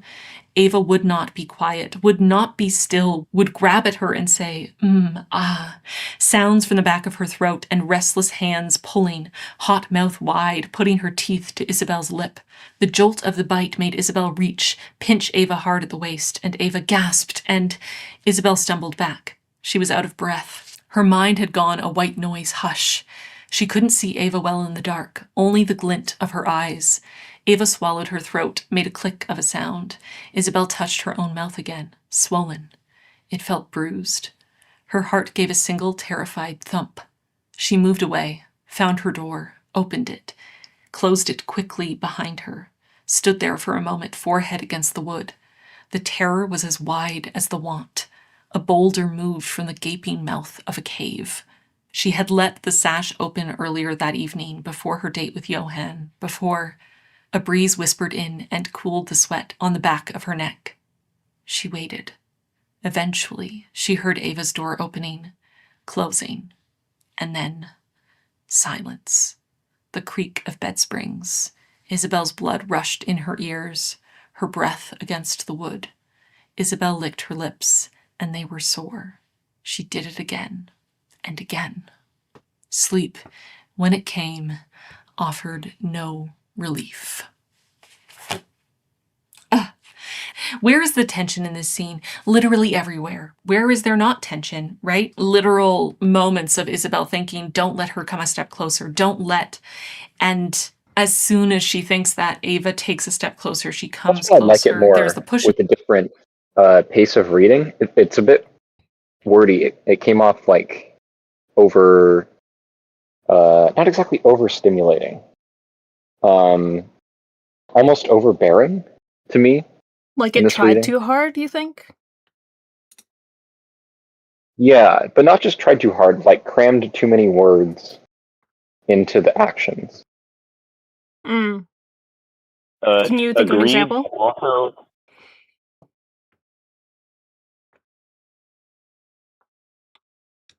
I guess I could. Sorry, yeah, go Mink. Oh, okay, yeah, agreed. And also, just too many words, inelegant. Became the reading is mechanical and unpoetic. Oh, you didn't like the reading? I thought it was good. No, by reading, I meant the act of reading the text, like the text itself, from the text itself. Like I thought it just didn't read very. I think it read like a screenplay. That would be a common issue with writers these days. Yeah. Yeah, give me some imagination, please. Give my imagination room. Thank you. Yeah, I can see this as being lacking the mental aspect a little bit. Like when I think I when like she says don't let her a step closer, and then she says she left her sash open. one of the things Yeah. she mentioned is tension. I feel like this is a kind of tension I don't like as much. Like, I want the tension to be almost expressed in the space that's left in my reading. Like, I want the tension to be like here the tension sort of expressed in the scene. I want the tension to be like playing almost in the words themselves. I don't know if that quite makes sense, but in the like effect of reading the words. I feel like in here it's almost like a description of tension rather than an experience of tension for me.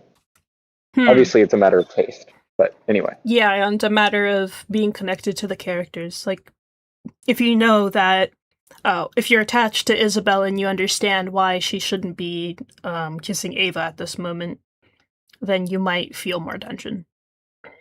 Yeah, and I'd probably read it with a lot of spaces for that to like experience that tension, which of course we won't get in someone else's reading of it.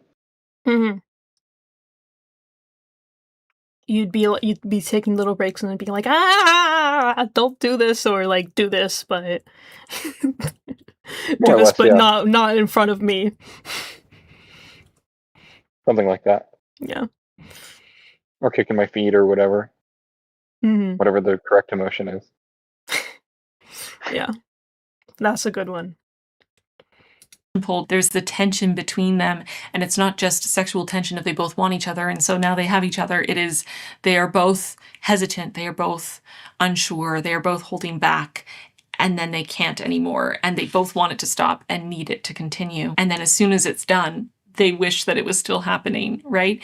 Sleep, when it came, offered no relief. There was no release of tension. This did not release the tension whatsoever. It only amplified it. There's even tension within the... Which makes sense, because it's only page 77 in like that looks like, I don't know, 300 pages? 300-page book?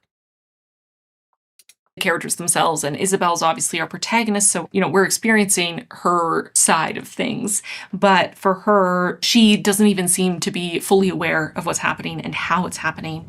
The kiss happened without her knowledge, without her understanding the steps it took. All of these events are happening, this escalation, they're coming closer, they're holding each other. Yeah, that's the part that I didn't like. I didn't like that it's like she didn't have an active role in the initiation, or like she didn't understand how it started. That feels a little bit like it breaks my suspension of disbelief.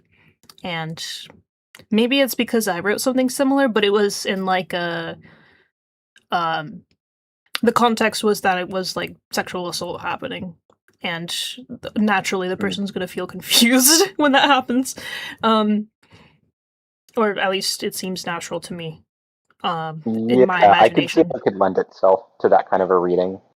Mhm. That if someone is feeling like it just kind of happens and they're not sure how they got there, that could definitely be like a violation. Mm-hmm. Maybe, yeah. So Or- maybe or this it's feels magic weird to kissing. me for that reason. Have you considered it could be magic kissing, Richard? Magic kissing. Exactly. This is kissing that doesn't require interest or consent. You have to be confused. Well, no, it's like it magically already had consent, but without Okay. textual information on it. I don't know. Yeah, the textual information is that the characters don't know how it happened, but the subtext is that they do know how it happened. Yes. Which I don't understand, because you could just put that in the text and it wouldn't be like... Well, she's saying that that's where the tension is, right? Is that they're like holding back and not able to acknowledge their desire, etc. And so there's like a mental block happening. There's a mental block happening when they're going to, like, for the kiss. Mm-hmm. And then during the kiss, there is no block, so she's like, I want to push her through the wall. I don't know what that was about. I don't know what. Yeah, it feels Why like she's thinking you can't say I want to fuck her. So because you're an artist, obviously, you have to come up with something more creative. So you're gonna push her through the wall. I don't even know what emotion is being evoked though with wanting to push someone through a wall. Like I can if I'm Power over trying to, someone, yeah, like the trapping only them. thing that I can get when I try to like imagine myself feeling or experiencing that would be like some sort of power or anger or like feeling like if someone was assaulting you and you were like powerless but wanted to do something, maybe it would feel like that. But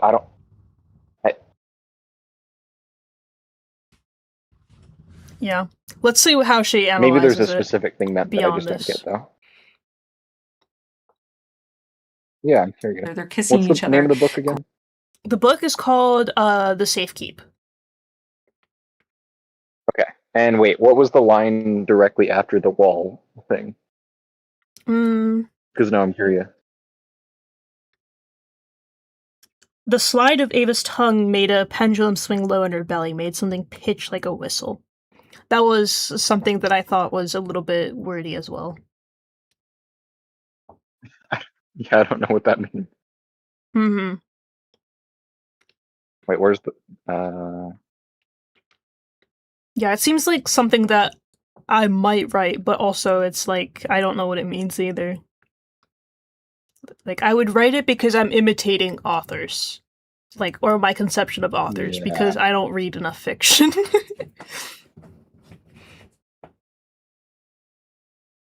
The kiss happened without her knowledge, without her understanding the steps it took. All of these events are happening, this escalation, they're coming closer, they're holding each other, they're kissing each other, grasping and pushing, and all of that is happening. It almost feels like it's happening against Isabel's will. It's almost like she's losing touch with reality. She's not consciously making these choices.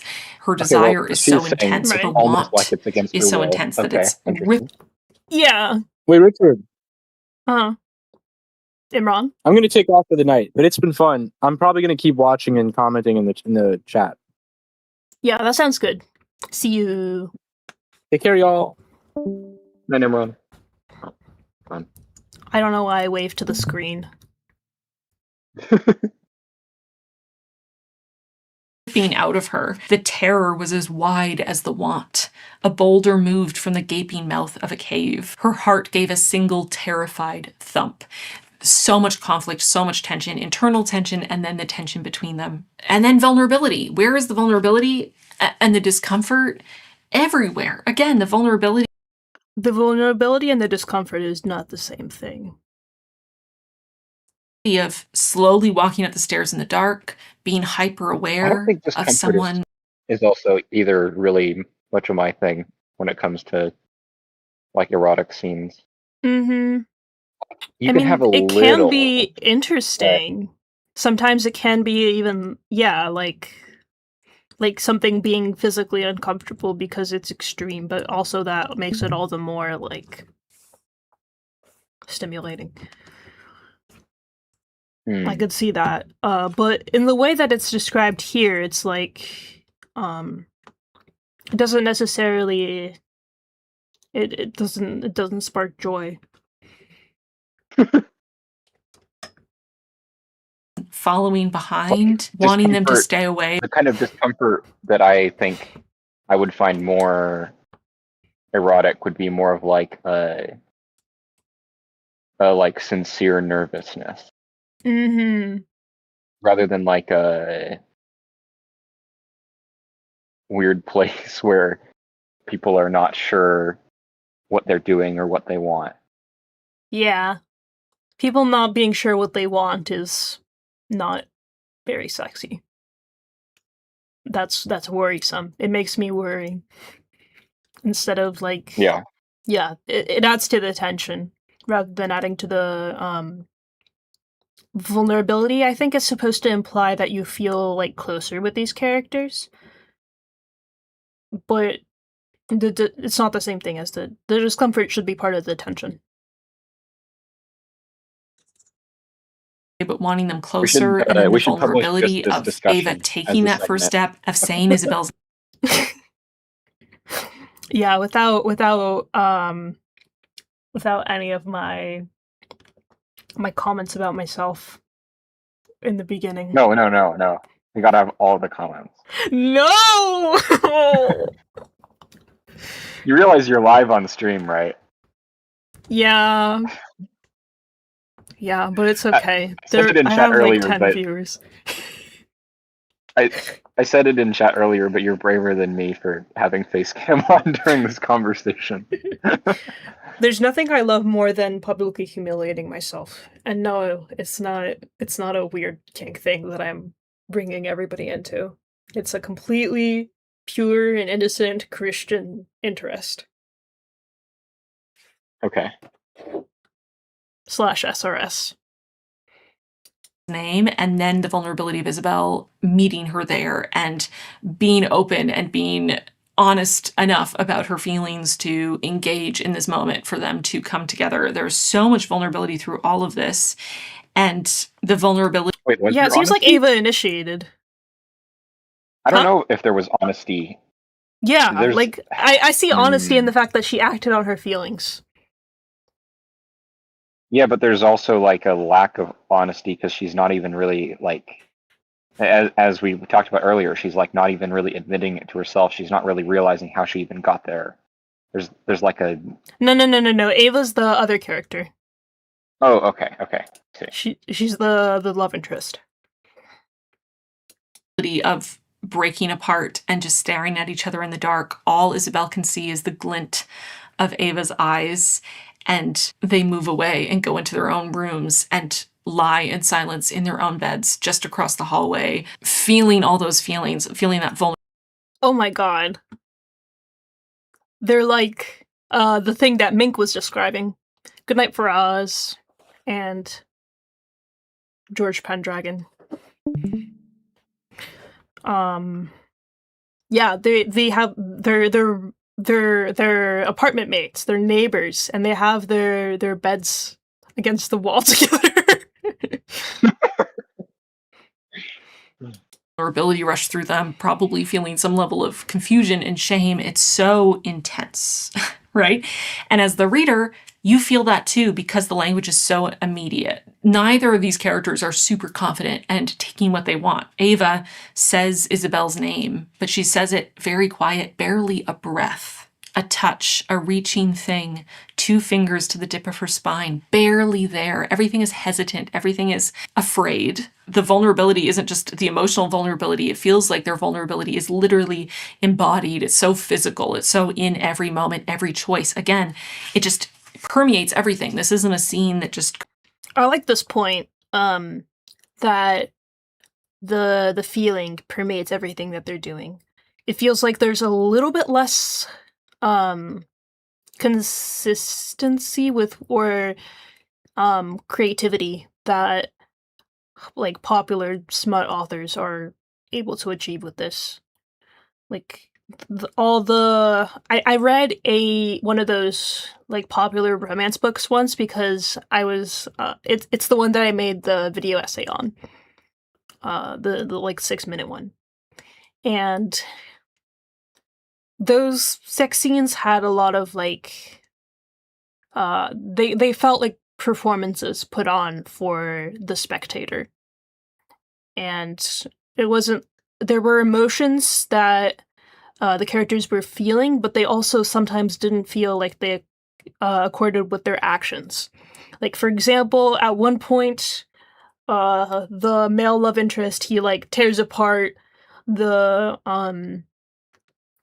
female main character's favorite pair of underwear, and it doesn't take her out of the moment. She's just like, oh my god, fuck you, but in like a lordosis way. Like if I don't know, I would imagine that she would. Someone ripped my favorite pair of underwear. Yeah, like that shit costs kind of a lot.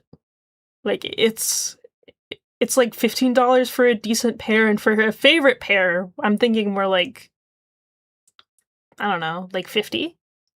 I don't even have expensive underwear. It's just like, I guess I got to replace my clothes. Mm-hmm.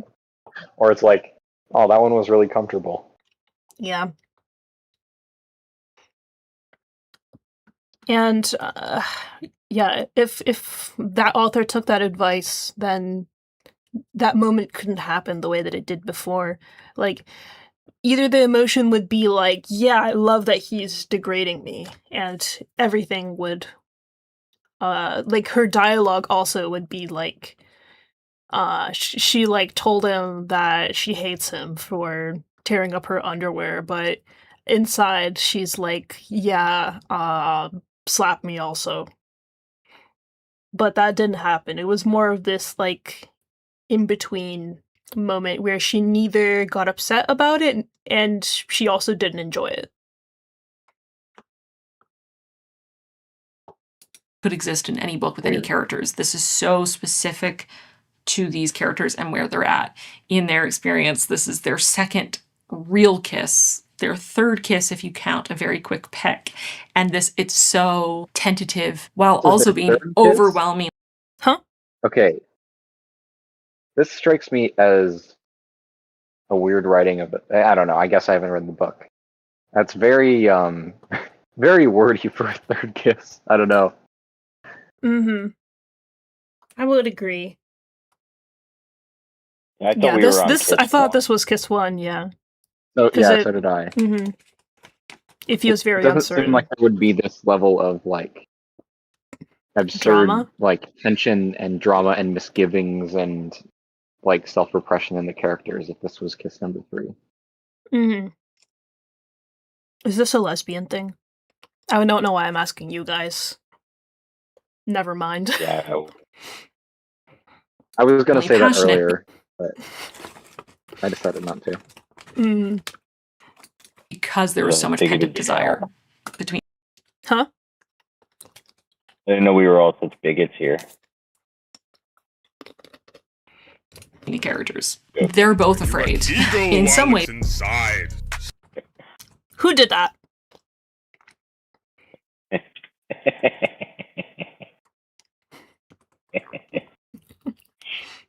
Similar reasons, but in many ways completely different reasons. And then character motivations. Again, this scene is so specific and individual because it is grown out of what these characters want.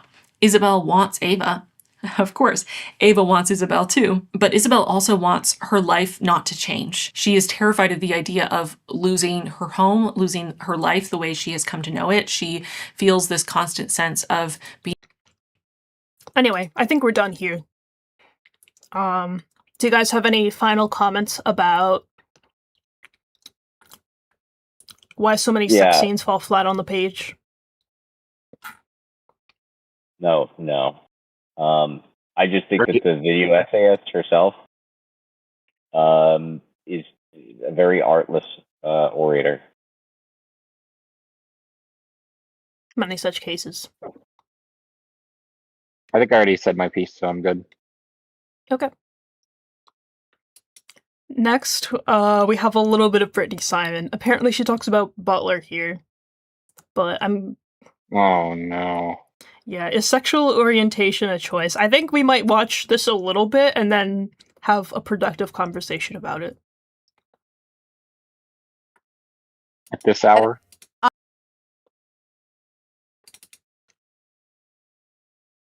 Yeah, it's the perfect hour. Wise choice, Mink. Have a great night. This was fun. All right, goodbye. Yeah. Okay, how long have we been going? 2.5 hours? And it's 12. Okay. Low-key, I might have to end it also. Because I've been getting up at normal times these days. Okay. What do you think, August? How do you feel? I mean, it's your stream. I'm tired, but if you want to stream for a little bit longer, I could hang in there. Yeah. I think it could be a good place to stop. I might have to pre-watch this on my own and then see if it's worth watching. What's this? Oh, that's the thing I pulled up earlier. Okay, that's what it is. Yeah, okay. Good to see everybody. That was fake red hair is still cracking me up. Yeah. He's like, I feel like such a man. What do you mean women don't have eyeliner naturally? What do you mean women don't have massive eyelashes? Or they don't wake up with their hair looking like...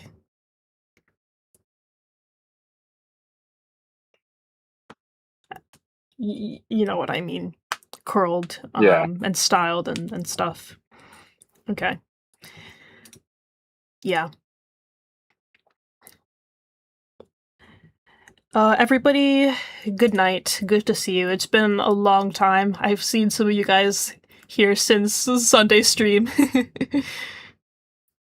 Last comment for me today. Richard, has anybody ever told you that you look like unsolicited advice, especially the hair? Nobody has ever told me that. I think we should collaborate. It would be really funny. He would be like...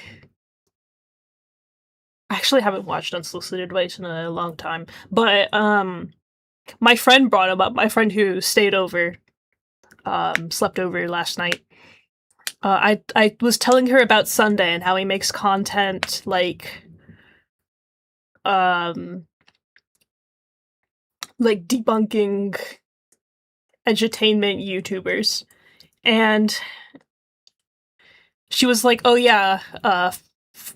She laughed at me finding him through a PhilosophyTube video. I explained to her who PhilosophyTube was. She only knew the bathtub thing, which I was like, that's ContraPoints, but PhilosophyTube is a ContraPoints clone.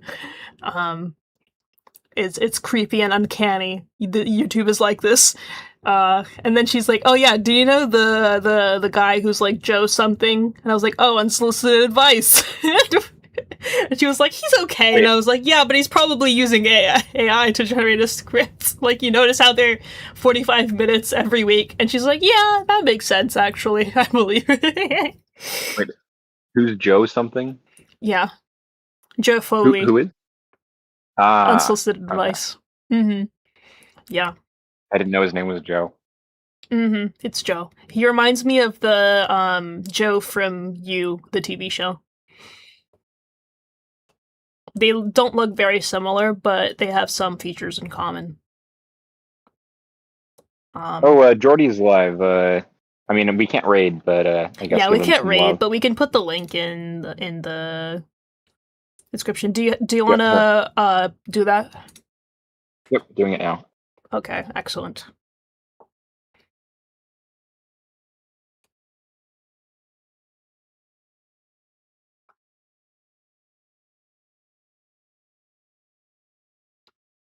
Okay, very cool. See you guys around. Another stream maybe next week.